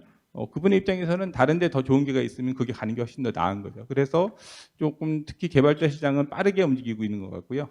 내부 노동시장보다는 외부 노동시장 중심으로 가고 있고, 그렇게 되다 보니까 직무가 더 중요해지고, 또 그리고 나는 그 프로젝트에서 참여하는 내 역할이나 이 부분만 담당하는 것이니까 내가 그 기업 사실은 지금이 소속이지만 내 정체성에는 사실 그 기업이 이제 그렇게 중요한 것이 아니기 때문에, 그래서 좀 R&R 이런 것들도 좀 중요해지는 것 같고요. 그 다음에 또 이제 나오는 단어들이 핵심 가치 이런 것들인데요. 특히 이제 젊은 인력들이 가지고 있는 그 부분이 나의 가치관과 이 기업이 가지고 있는 미래의 비전, 그 다음에 그 기업이 추구하는 가치, 이런 것들이 조금 물론 어느 정도까지는 임금 수준이나 근로 조건이 작용하지만 사실 그걸 넘어서는 부분에 있어서는 그 기업이 추구하는 가치가 나의 가치랑 맞는지, 그 기업의 미래 비전이 내가 앞으로 가지고 있는 어떤 그런 것과 기왕이면 맞는 기업에서 일하고 싶다라고 하는 것이 특히 미국의 탤런트 포 워에서 나왔던 부분들이 사실은 임금 조건을 가지고 할 수 있는 분의 한계가 있거든요. 그러면 그 다음에 그걸 넘어서는 부분은 뭘 가지고 할 것이냐? 결국은 젊은 특히 유능한 젊은 인력들한테 기업이 가지고 있는 비전과 가치가 젊은 인력들이 와서 일할 수 있을 만한 회사라고 보여질 때 그런 회사들이 결국은 좋은 인력들을 받아들였던 것이거든요. 이렇게 데려갈 수 있었던 것이거든요. 아마 이제 우리도 지금 이제 생산 인구 감소가 오고 그렇게 되면 아마 이제 기업들이 미국이 겪었던 인재 전쟁에 버금가는 아마 인재 확보 전략을 열심히 고민해야 될 시기가 저는 이미 오고 있고 더 다가올 거라고 생각합니다. 그래서 이제 그런 그 관점에서 조금 그 준비를 하는 시점에서 우리가 임금 조건을 가지고 뭐 모든 거를 할 수는 없고요. 그 다음에 사실은 어느 정도 이상을 주는 그 경우에 있어서는 뭐 임금도 작용하지만 여러 가지 이런 부분들이 조금 중요해질 수 있다. 그래서 저는 그런 메시지를 좀 드리고 싶고요.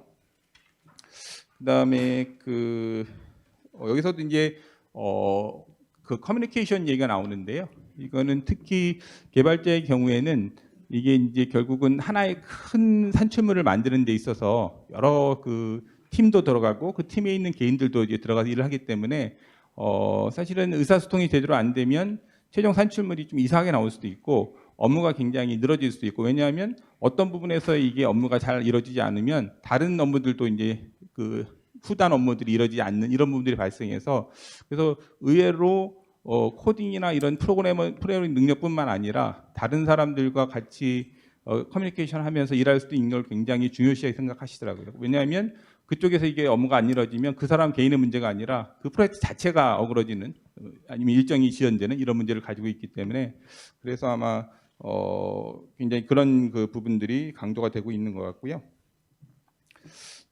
그다음에 인사제도의 공정성하고 수용성 말씀하셨는데 인사제도는 정답이 없습니다.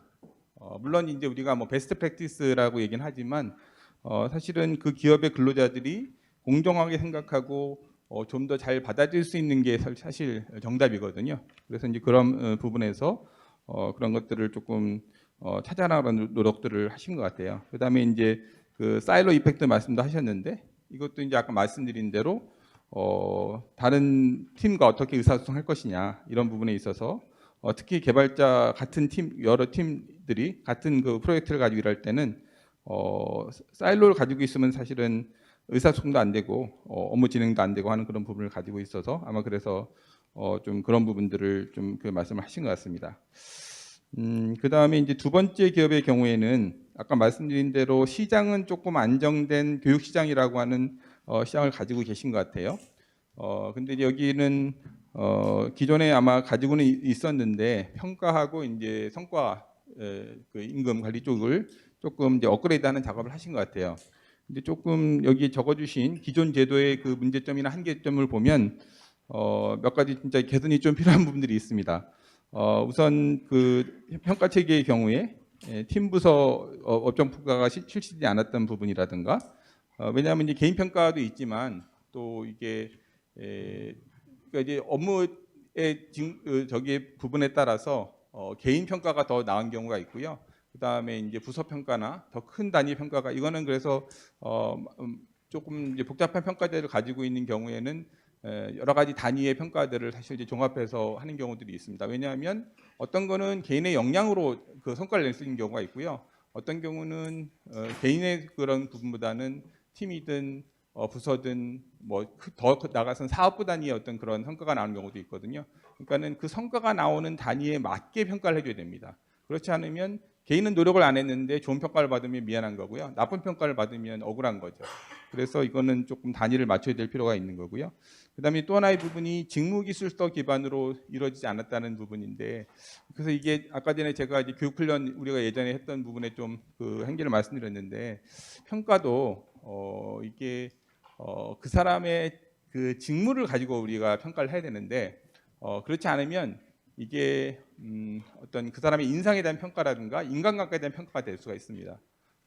그래서 그 사람이 한 일이 명확해야 그 일에 관련된 성과가 명확해지는 거고 그것에 대해서 평가를 할 수 있어야만 진정한 평가자가 되는 건데 그런 기준이 없으면 그야말로 나한테 친하고 좋은 사람한테 더 점수를 주는 방식으로 평가대 운영이 되면 그럼 이제 평가제도 무용론이 나오는 거죠. 그다음에 또 중요한 부분이 결과 통보 부분인데 뭐 이게 뭐 S 받았습니다, B 받았습니다가 아니라 그 사람이 왜 어떤 부분은 잘해서 이 평가를 이렇게 받은 거고 어떤 부분이 부족해서 이 평가가 나왔다는 것을 사실 알아야 내가 그러면 어떤 부분이 부족하니까 내가 그 부분을 더 노력했다는 걸 알 텐데 그냥 나중에 결과가 나온 게 그냥 그렇게 되면 좋은 점수 받으면 기분 좋고 나쁜 점수 받으면 기분 나쁜 것으로 끝나면 안 되거든요. 그래서 이후에 아마 그 단에서는 조금 피드백을 넣으신 것 같은데 그다음에 다른 인사제도하고의 어떤 그 적합성 이건 당연히 필요한 부분이고요. 그다음에 임금제도 관련해서도 아마 성과적인 하고 계신 것 같아요. 성과급 운영을 하고 계신 것 같은데 실질적인 성과의 어떤 그런 반영 정도라든가 그다음에 아까 전에 말씀하신 몇 가지 그 법적인 리스크 문제라든가 그다음에 성과급을 운영하는 것도 물론 중요하지만 성과급은 사실은 그게 제대로 된 인센티브 효과를 줄 만큼 운영이 돼야 되는 거거든요. 이제 그런 그 운영의 어떤 그 묘 이런 것들을 조금 보신 것 같아요.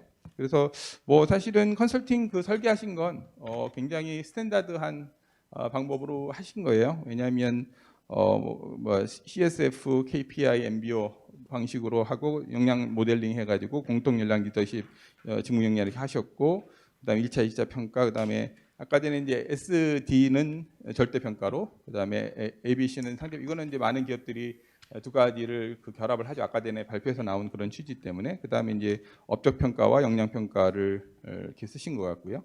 그다음에 이제 임금제도 마지막으로 좀 말씀드리면 아마 이제 임금 상승률 이건 이제 메리페이 방식으로 좀 하신 것 같고 조금 저는 이제 그 현실적인 좀 대안으로 아마 제시하신 것 같은데 페이 밴드를 3개의 존으로 구성해서 경력을 일부 이제 넣으신 부분이 있어요. 이게 이제 특히 이제 직무급에 대한 그 오해 중에 하나인데 직무급을 마치 싱글 A과 동일어로 우리가 조금 오해하는 부분이 있거든요. 근데 직무급 내에서도 같은 직무 등급 내에서도 페이 밴드가 있고요. 그 내에서 여러 가지 경력을 포함한 여러 가지가 일부까지 반영이 됩니다.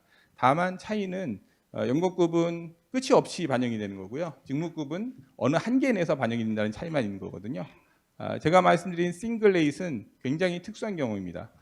직무가 굉장히 단순해서 10년을 일하든 20년을 일하든 그렇게 큰 차이가 없는 경우 그 다음에 굉장히 이게 전문직이고 예를 들면 그 CEO 시장처럼 굉장히 고액이라서 뭐 경력이 중요한 게 아니고 그 사람이 능력이 좌우하기 때문에 그냥 그 시장 임금으로 가는 이런 경우만 사실은 싱글레이 시장이 존재하는 거지 그게 아닌 일반적인 경우에는 서구의 임금 제도를 보더라도 어느 정도의 경력이나 이런 것들에 대한 인정은 있거든요. 다만 이제 말씀드린 대로 그게 자동적으로 무한히 올라가지 않는다는 그 차이만 있는 것이기 때문에 그래서 이제 그런 것들을 좀 반영한 현실적인 임금 제도를 설계하신 게 아닌가 그런 생각을 했습니다. 이상입니다.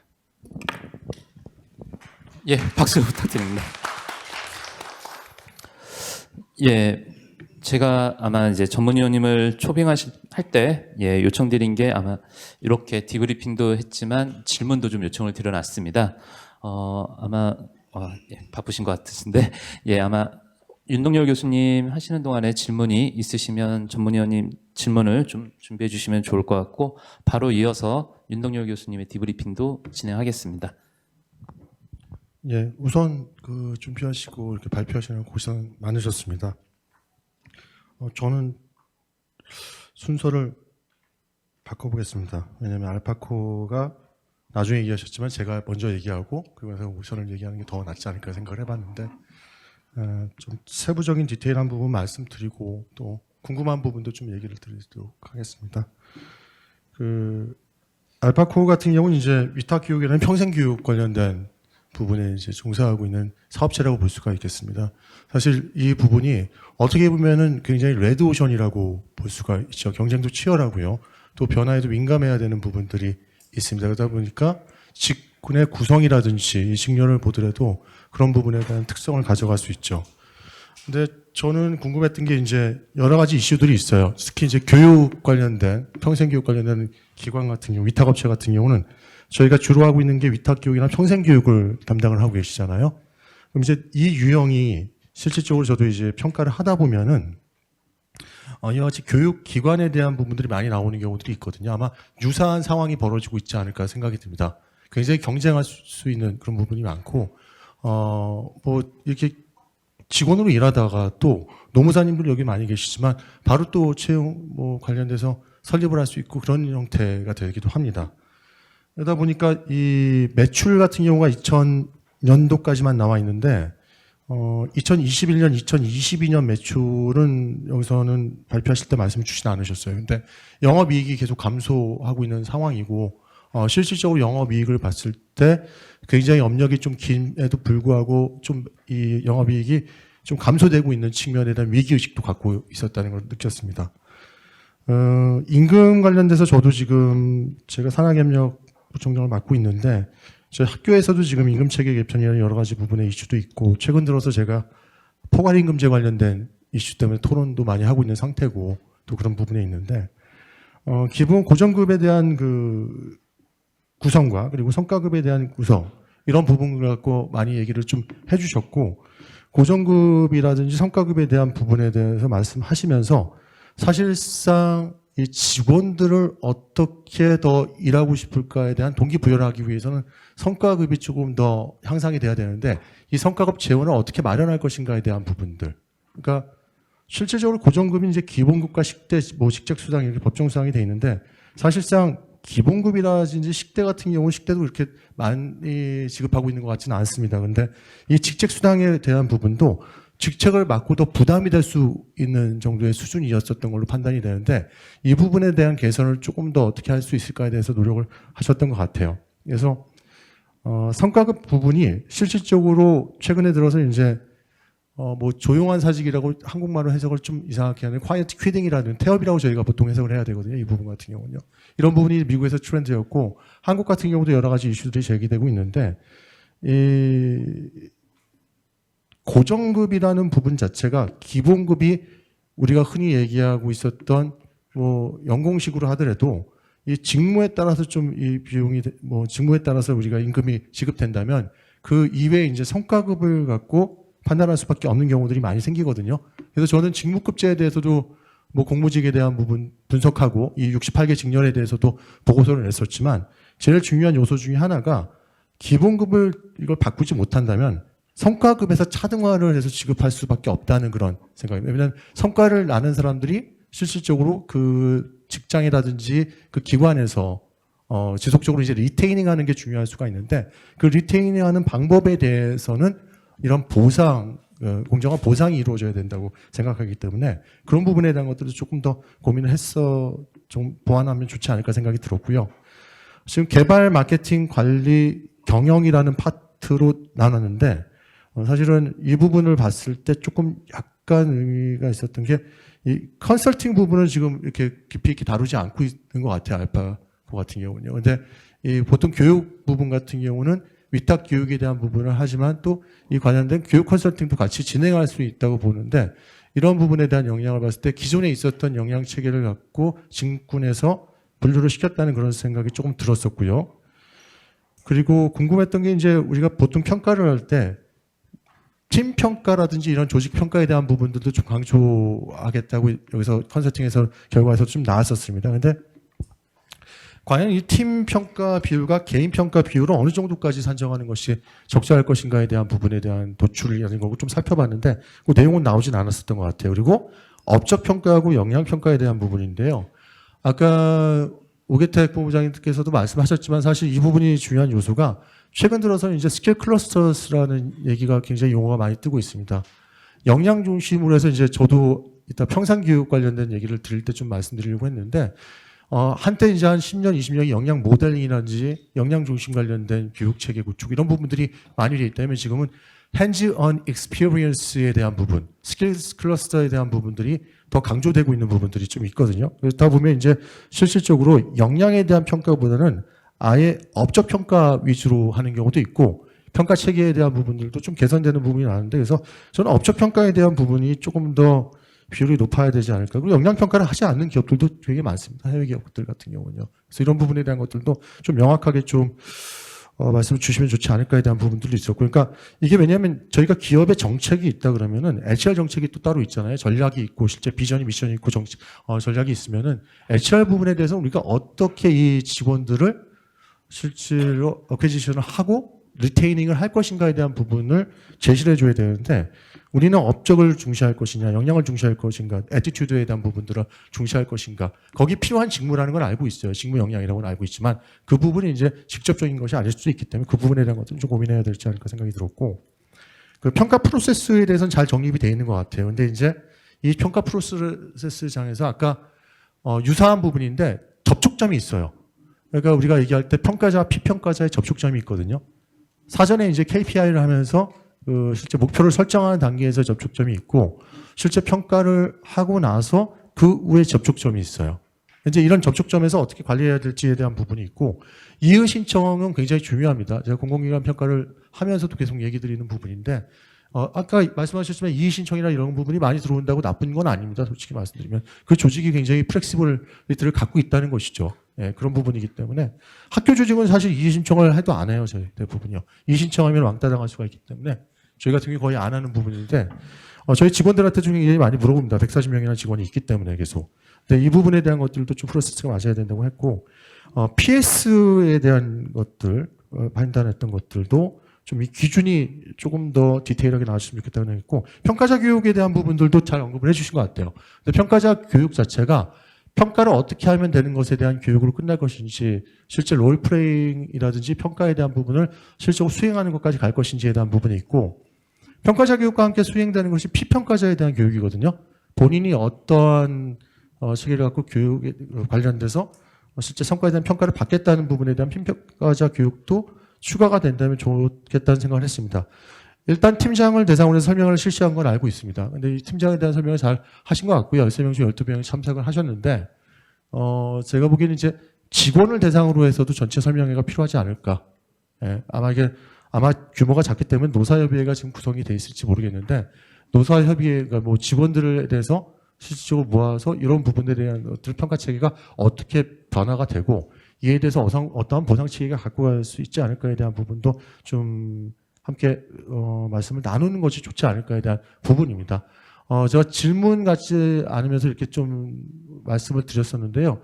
사실 여기서 좀 보완하시거나 제가 잘못 알고 있는 부분에 대해서는 이제 오늘 발표해 주신 저희 상무님이라든지 그리고 재무 컨설턴트 분께서 나중에 다시 한번 말씀 주시면 좋지 않을까 생각이 들었습니다. 다 끝난 것 같았더니 모션이 또 남아있네요. 모션은 비교적 제가 코멘트하기가 조금 더 쉬울 것 같은 생각이 들었습니다. 예, 대표님이 아까 계셔갖고 인사도 드렸는데 보니까 저랑 입사 동기시더라고요. 예, 현대차. 예, 저도 경력으로 들어갔었는데 같이 입사를 하셨는데, 대표님 복장을 보고 그냥 제 회사의 분위기를 알았습니다. 누군지 알까봐 제가 말씀 안 드리는데 복장을 보고 그냥 알 수밖에 없었고요.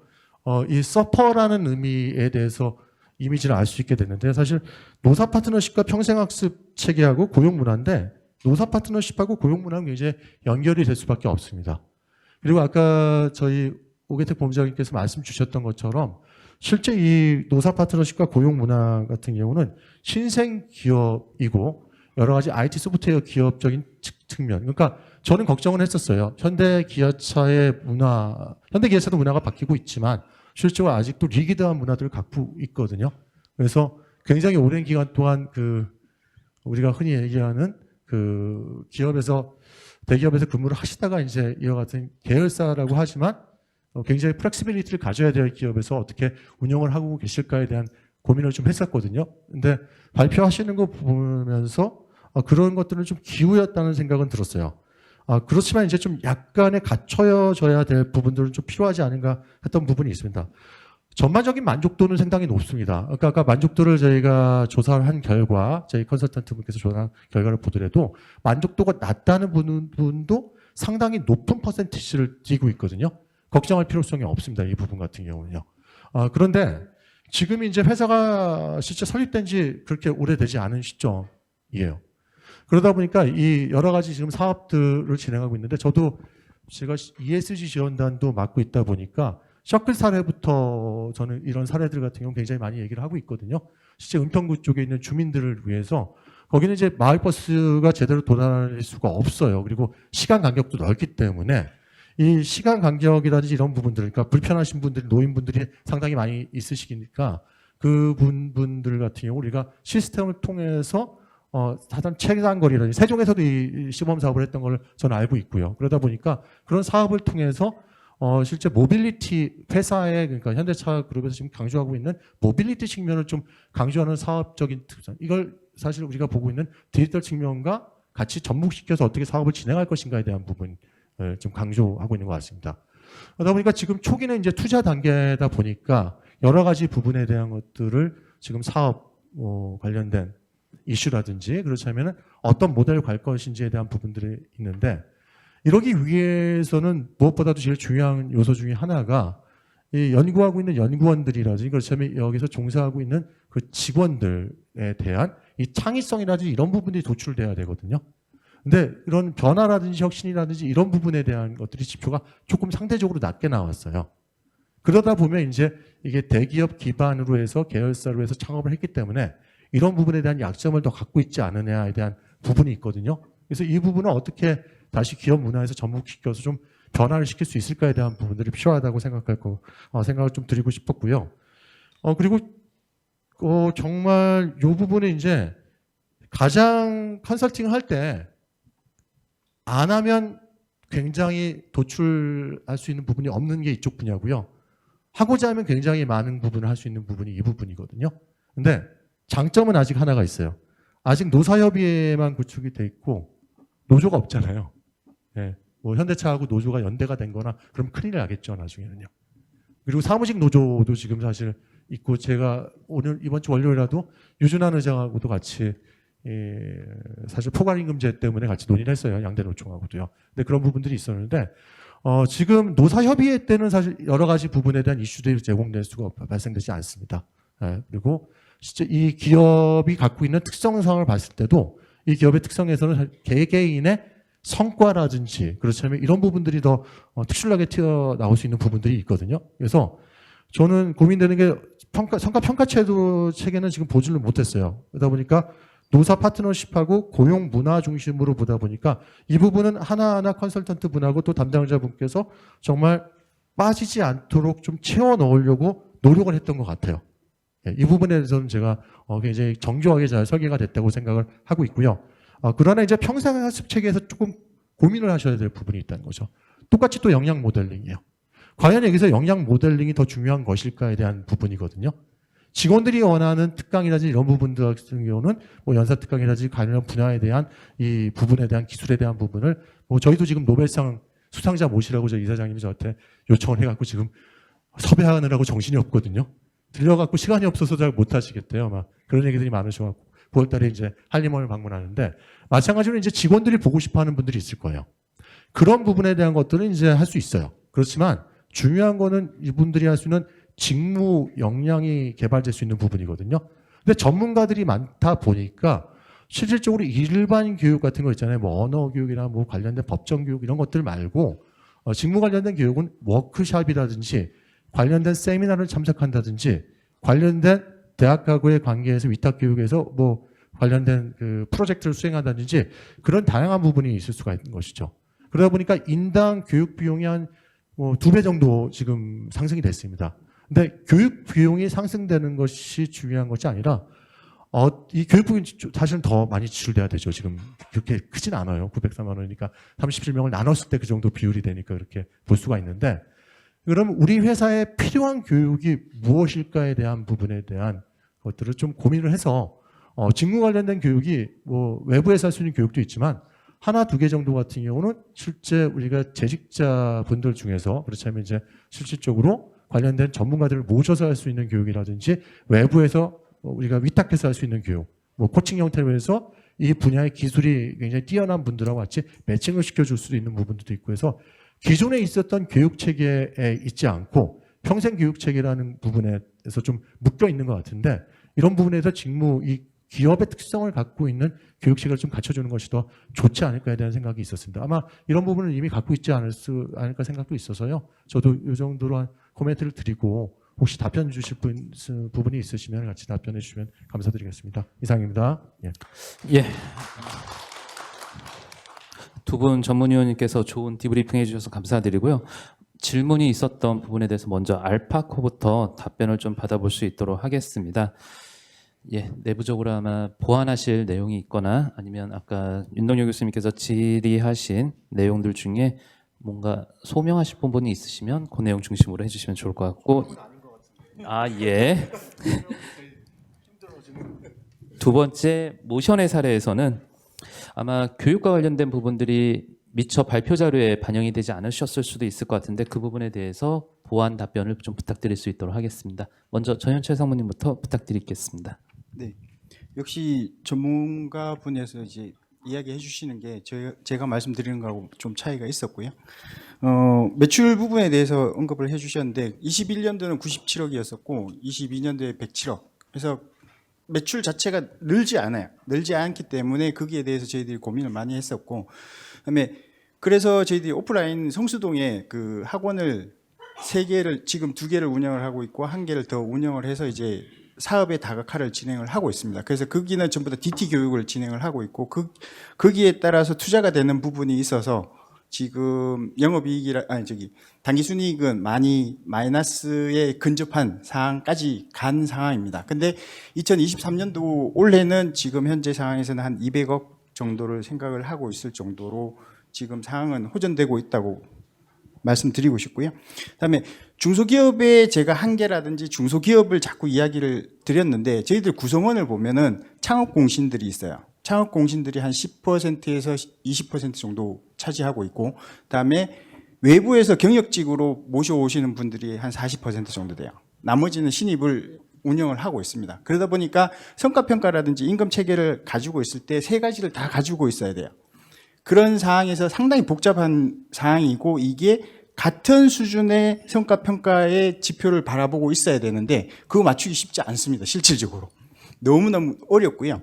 그래서 그런 부분을 어떻게 할 건지에 대해서 고민을 엄청나게 많이 했었고, 그다음에 직무 역량에 대해서 조금 이제 제가 설명을 드리면 지금 보신 것 바와 같이 지금 창업 공신들은 한 회사에서 계속 한 10년에서 20년을 근무하시고 계시는 분들이거든요. 이분들이 변화를 해줘야 돼요. DT 교육으로 저희들이 바뀌고 있고 교육 시장이 바뀌고 있는 거에 대해서 바꿔줘야 되는데 그 사람들은 역량이 반드시 변화가 돼야 되거든요. 기존에 저희들이 독서통신을 하고 있는 회사였기 때문에 독서통신에 대해서만 쳐다보고 있는 사람이에요. 그리고 지금 현재 저희들 100억이라는 매출 자체가 70%는 독서통신에서 나오고 30%가 다른 데서 나오는 거거든요. 근데 지금 현재 상황에서는 70%가 계속 줄어들고 있어요. 시장에서는. 요즘 누가 책 보고 역량 강화를 할까요? 안 합니다. 그래서 그런 부분에서 DT로 바꾸면서 저희들이 하면은 기존에 계신 분들하고 같이 가려 그러면 그분들의 역량을 높이는 역량 교육이 반드시 필요한 부분이고요. 그다음에 업적평가와 역량평가에 대해서 비중을 그래서 저희들은 역량평가에 대해서 한 30% 정도를 두고는 있습니다. 그래서 이제 기존에 외부에서 들어온 경력직 분들 같은 경우에는 역량평가를 필요가 없겠죠. 역량이 있으신 분들을 모시고 온 부분이기 때문에 그런 부분들을 빼고 기존에 있던 직원들, 다음에 신입 직원들을 중심으로 해서 역량 교육을 많이 끌어올리는 목표치를 많이 배정해주는 그런 형식으로 가지고 가고 있습니다. 그리고 지금 팀 평가, 그다음에 이제 개개인 평가도 지금 40대 60 정도로 팀을 한 40 정도를 주고 있긴 합니다. 그래서 아까 보셨지만은 국민은행의 그 디지스쿨이라든지 그런 부분에 대해서는 팀 및 부서 협업을 해서 끌어온 부분이라고 거기에서 나온 거라고 보시면 될 것 같고요. 다음에 재원 마련에 대해서는 이제 저희들 내부적으로 대표님이 이제 이 부분은 조금 하긴 한데 어쨌든 그 오너가 정해서 대부분 많이 주시는 편이었었어요. 그래서 그런 부분에 대해서는 이제 제도를 도입을 해서 재원 마련을 어떻게 했으면 좋겠습니다라는 보고를 드렸고요. 그래서 목표 설정을 하고 매년 목표 설정에서 초과 달성하는 부분에 대해서는 영업이익의 30%를 재원으로 더해서 PS로 가는 방향을 했었고요. 그다음에 목표 수준에 미달했을 때 그거에 대해서는 인센티브 자체를 좀 깎는 형식으로 그런 식으로 지금 재원 마련을 하는 방향으로 지금은 설계를 하고 운영을 하고 있습니다. 그리고 마지막으로 교육 부분에 대해서는 어떤 부분이 있냐 그러면 팀장 교육은 했었고요. 그다음에 아까 그 3개 그룹으로 나눠져 있잖아요. 신입 사원 뭐 이렇게 돼 있는 부분에 대해서 별도로 다 교육을 진행은 하고 있습니다. 그때 당시에 이제 컨설팅 받을 때는 그렇게만 했었고 그 이후에 지속적으로 이런 부분에 대해서는 교육을 해야 되는 부분이어서 지속적으로 교육은 하고는 있습니다. 네. 많은 질문을 주셨는데 제가 메모해 놓은 건 이것밖에 없어갖고 더 여기서 끝내도록 하겠습니다. 예, 아마 플로어에서도 질문이 있을 거니까 그때 또 답변 부탁드리고, 예, 모션에 대한 답변도 들어보겠습니다. 네, 새롭게 사업을 시작하고 있고 인원 규모도 사업도 증가하고 있기 때문에 창의성에 대한 부분은 지속적으로 고민을 하고 있습니다. 인원이 1명일 때도 고민하고 있고요. 지금 38명일 때도 고민을 하고 있는 그런 측면이라 3가지 활동에 대해서 좀 공유를 드리면 좋을 것 같습니다. 우선 사무공간입니다. 사무공간에 아무것도 아닐 것 같지만 파티션, 책상, 뭐 의자, 배치와 배열 이런 부분들에 대해서 일반적인 사무실이라 생각하지 않고 모든 권한과 위임을 다 넘겨주면서 최대한 저희 직원분들이 편하게 근무할 수 있거나 아니면 회사 차원에서 조금 더 업무를 향상시킬 수 있는 공간을 마련하는 데 집중하고 있습니다. 두 번째는 일하는 방식인데요.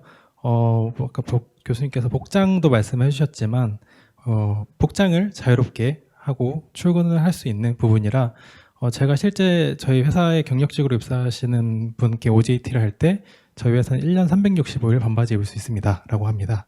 그래서 네, 혹서기라서 반바지를 허용하는 몇몇 기관들이 최근에 있는데 그게 아니라 원하는 대로 나의 몸의 이제 그 신체 밸런스에 따라서 그렇게 복장을 좀 자유롭게 하는 부분이 있고요.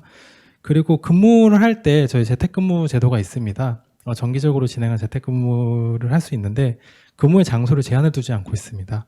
그래서 제가 아직 제주도나 해외에서 재택근무를 하겠다는 분은 보지 못했는데 부산에 가서 근무하시는 분까지는 네, 봤었고요. 그리고 세 번째로는 어쨌든 저도 직원이고 저를 포함한 많은 분들이 어쨌든 직장인이기 때문에 워라밸을 요즘에 좀 중요하게 생각하는 측면이 커서 시차 출퇴근제를 운영해서 출퇴근 시간을 좀 자유롭게 하고 있는 측면이 있고 연차 사용이 자유롭습니다. 그래서 저희 회사 작년에 연차 사용률 평균을 보면 전 직원 평균이 120%거든요.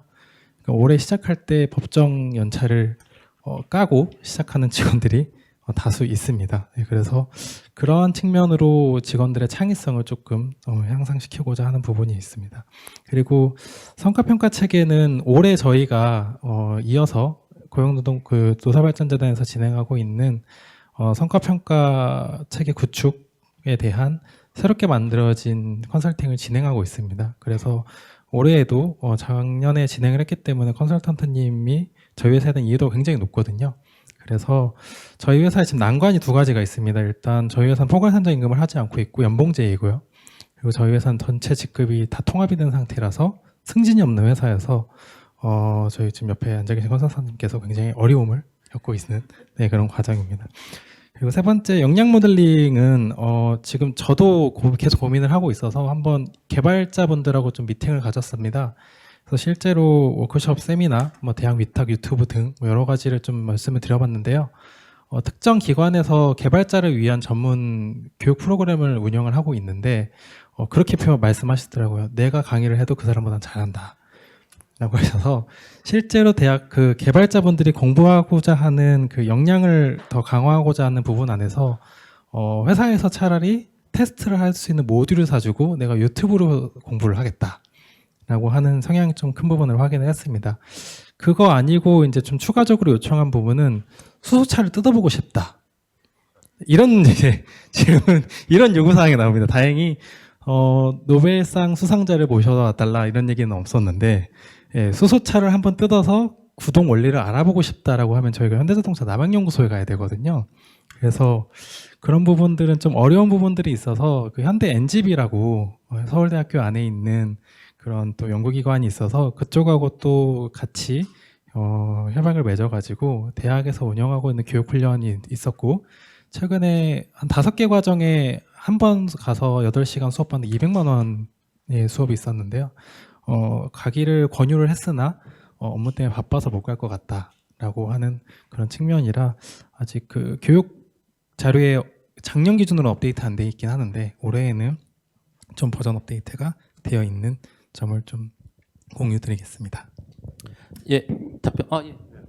뭐 말씀드리다 보니까 저도 같이 얘기 드릴 게 있는데 수소차는 한 대 달라 그러시면 안 될까요, 대표님? 왜냐면 우리 학교에는 지금 좋습니다.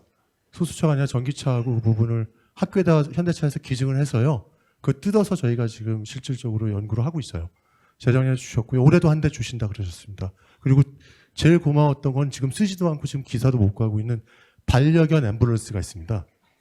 아시겠지만 건대는 지금 동물병원이 유명하잖아요. 그래서 반려견 앰뷸런스를 주셨는데 가동을 할 적이 없어요. 앰뷸런스까지 가동을 안 하더라고요. 그래서 그런 부분이 있었고요. 아까 저희 김 팀장이 말씀하셨던 부분 중에서 올 초에 미국 근로자들을 대상으로 해서 워라밸 관련된 거, 그러니까 우리가 흔히 얘기하는 하이브리드 워크 관련된 부분에 설문조사를 했을 때 이런 조사 결과가 나왔어요. 하이브리드 워크, 그러니까 실질적으로 다시 대면으로 전환이 됐을 때 어떤 부분이 제일 힘드냐고 얘기했을 때 출퇴근이었거든요. 그래서 시간제 출퇴근도 좀 도입했으면 좋겠다. 일주일에 뭐 한 두세 번만 갔으면 좋겠다. 그런 얘기들도 있었고 이렇게 변한 데도 있었고요. 또 아까 부담스러워했던 것 중에 하나가 점심 식사 값이 부담스럽다. 그런 미국 직장인들이 얘기했던 거였어요. 클래리파이에서. 그리고 또 재택근무 얘기는 했는데 제일 재밌었던 것 중에 하나가 3등인가 4등 중에 의복 얘기가 있었거든요. 옷값이 많이 들어갈 것 같다. 직장생활을 할 때. 왜냐면 가서 남들한테 보여줘야 되기 때문에 옷을 사 입어야 되기 때문에 그렇다. 그런 얘기들이 있었어요. 그래서 제가 보면서 이 워라밸에 대한 것들은 우리나라 지금 뭐 MZ세대로 모를 필요도 없고 제 아들이 대학교 4학년인데 맨날 제가 MZ세대라고 하면 저한테 뭐라 그래요. 지하고 M하고 떨어뜨려 달라고. 자기는 이거 붙여있는 거 너무 싫다고 그렇게 얘기하는데 같은 세대 아니다 그렇게 얘기합니다. 네, 그렇게 얘기를 하는데 왜냐면 M세대 초반은 저하고 같이 늙어가는 40대시잖아요. 그래서 이제 그런 부분도 얘기를 되기 때문에 이런 부분이 있었고 포괄임금제는 어렵습니다. 아마 논쟁거리가 많이 될 겁니다. 그래서 이 포괄임금제에 대한 부분들은 아마 얼마 전에 논의된 것도 저희 양대노총하고 실제로 그 경총하고 중소기업중앙회하고도 논의한 것들이 있는데요. 사실 아마도 우리나라에만 특수하게 있는 제도입니다. 예, 그래서 이런 부분에 대한 것들 아마 여러 가지 논의가 되고 있어서 제가 여기서 공식적으로 얘기 드리긴 좀 그렇고요. 그런 부분이었기 때문에. 그리고 교육 같은 경우는 아까 말씀하셨던 것처럼 지금 내가 뭐 이거 사주면 프로그램 사주면 하겠다. 이것도 교육에서 지원해주는 부분의 하나라고 볼 수가 있습니다. 무조건 우리가 참여를 해야 되고 그런 부분들이 아니고요. 말씀하신 것처럼 필요한 기자재를 지원해주거나 그렇다면 코칭에서 멘토링, 매칭 시켜주거나 그렇다면 경우에 따라서는 정말 그런 교육 프로그램에 들어가지 않으면은 강사를 모셔서 이 분들에 대해서 커스터마이징한 강의를 만들어 드리면 되는 거거든요. 그래서 그런 부분에 대한 것들은 좀 다각적으로 하면 좋지 않을까 생각이 들었고 김지현 팀장님 하실 수 있지 않을까 생각이 들었습니다. 예. 예, 시간 관계상 혹시 현장에 참여하신 분들 중에 2분 정도 질의를 좀 받겠습니다. 만약에 없으면 요 정도 선에서 번쩍 드셨습니다.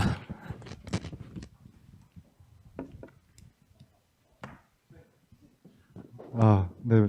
발표도 잘 들었고 두 분 전문위원님 말씀도 고견 잘 들었습니다. 아까 오계택 박사님께서 말씀하셨던 그 뎁스 부분 공감하고요. 특히 두 회사 제가 봤을 때는 일단은 그 서비스 기업이시잖아요. 둘 다 공통이신데 그럼 여기서 빠질 수가 없는 게 서비스의 대상이거든요. 결국에는 우리 서비스를 이용하는 고객군, 고객 기업, 고객들이 뭘 원하는가, 그들에게서 우리가 거둬야 될 성과 또는 그들이 우리에게 기대하는 성과가 뭔지가 역량 향상의 어떤 지향점, 뎁스뿐만이 아니라 방향성 지향점도 굉장히 중요하고요. 마찬가지로 평가나 임금에 연동되는 부분도 어떤 성과를 우리가 거둬야 되고 어떤 성과를 지향해야 되는지가 굉장히 중요한데 좀 아쉬웠던 게 이제 고객군 분석이라든지 고객 니즈에 대한 부분을 방향성에 어떻게 적용해야 될지에 대한 부분이 좀 빠져 있는 것이 조금 아쉬웠다. 물론 HR 영역이기 때문에 그 부분을 다 적용하기는 쉽지 않으셨겠습니다만 우리 기업에서는 충분히 고려하고 신경을 많이 쓰셔야 될 부분이라고 생각이 들고요. 특히나 이제 새롭게 도전하고 계시고 그리고 또 어떻게 보면 이제 새로운 영역을 개척하고 계시는 두 기업이시기 때문에 그런 만큼 더 고객에 대한 신경을 더 많이 쓰셔야 될 것 같고, 우리가 그 간혹 가다가 이런 컨설팅이라든지 제도의 도입에 관련해서 간과하게 되는 점이 기업과 구성원 두 축에 대해서만 좀 더 신경 쓰게 되는 그런 측면이 있습니다. 근데 아쉽게도 그런 부분이 거기에서 멈추면 안 되고, 우리의 서비스를 이용하는 고객군에 대한 부분을 어딘가에 반영해야 되는데, 그 부분에서의 어떤 그 CEO 내지는 제대로 운영하는 담당자, 그리고 그 제도의 혜택을 받는 구성원들 사이에서의 어떤 조율해야 될 어떤 필요성, 방향성에 대한 부분을 간과하지 않으셨으면 한다라는 말씀 좀 드리고 싶습니다. 이상입니다. 질문이 아니시고 오히려 저희가 간과되었던 고객에 대한 중요성을 다시 한번 짚어주신 점 감사드리고요. 혹시 또 질의사항이 있으시면 손을 들어주시면 마이크를 전달하겠습니다. 그러면 사실 시간이 좀 많이 경과됐습니다. 그렇기 때문에 오늘 두 분의 전문위원님 마지막 랩업하면서 마쳤으면 좋겠는데요. 오계택 박사님 혹시 마지막 말씀 좀 부탁드리고 이어서 윤동료 교수님도 부탁드리겠습니다. 네, 이제 제가 이런 그 사례 포럼에 자주 오는데요. 자주 올 때마다 새로운 기업 사례들을 저도 이제 들을 수 있어서 굉장히 좋고요. 이게 사실은 들을 때마다 사실은 많은 기업들이 있지만 다 기업들이 나름대로의 참 고민이 있고 그거를 해결하고자 하는 노력들을 하고 있다는 걸 알 수가 있고요. 그다음에 이제 그 과정에서 사실 여기에 오신 분들 중에 많은 분들이 거기서 뭔가 이제 배울 게 있을까 싶어서 사실은 오시는 분들이 대부분일 거예요. 그래서 이게 이제 물론 이제 일태혁신 우리가 이제 그 확산을 위해서 한 그 프로그램이긴 하지만 어쨌든 저는 그 취지가 상당히 좋고 그다음에 어쨌든 이런 기업 사례 하나를 들을 때마다 이게 몇 개씩은 꼭 배울 게 있더라고요. 그래서 좀 오늘도 그런 몇 가지 좀 포인트가 있어서 또 개인적으로도 굉장히 도움이 됐고 흥미로운 그런 자리였습니다. 감사합니다. 간단하게 드리겠습니다. 신임교원 간담회였는데 제가 빠지고 온 게 더 잘한 것 같습니다.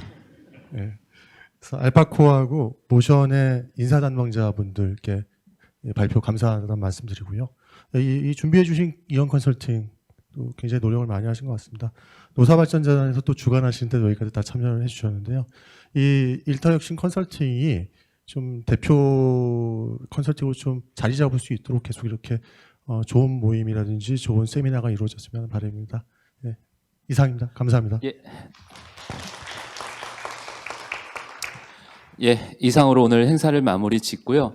오늘 발표를 해주신 두 분과 그리고 오늘 종합 토론 해주신 두 분, 그리고 사실 컨설턴트님이 오늘 제일 고생을 좀 많이 하셨습니다. 이 기간 동안에 고객 참여 기업을 계속 방문하시고 거기에 니즈를 반영하시면서 컨설팅을 해주셨기 때문에 사실 두 분이 오늘 지금 말씀은 없으셨지만 박수 한 번만 부탁드리겠습니다. 마지막까지 참여해주신 모든 분들께 감사드리고요. 이상으로 마무리 짓고 나가실 때 종료 서명해 주시고 답례품 반드시 수령해서 가시기 바랍니다. 오늘 참여해 주셔서 감사합니다.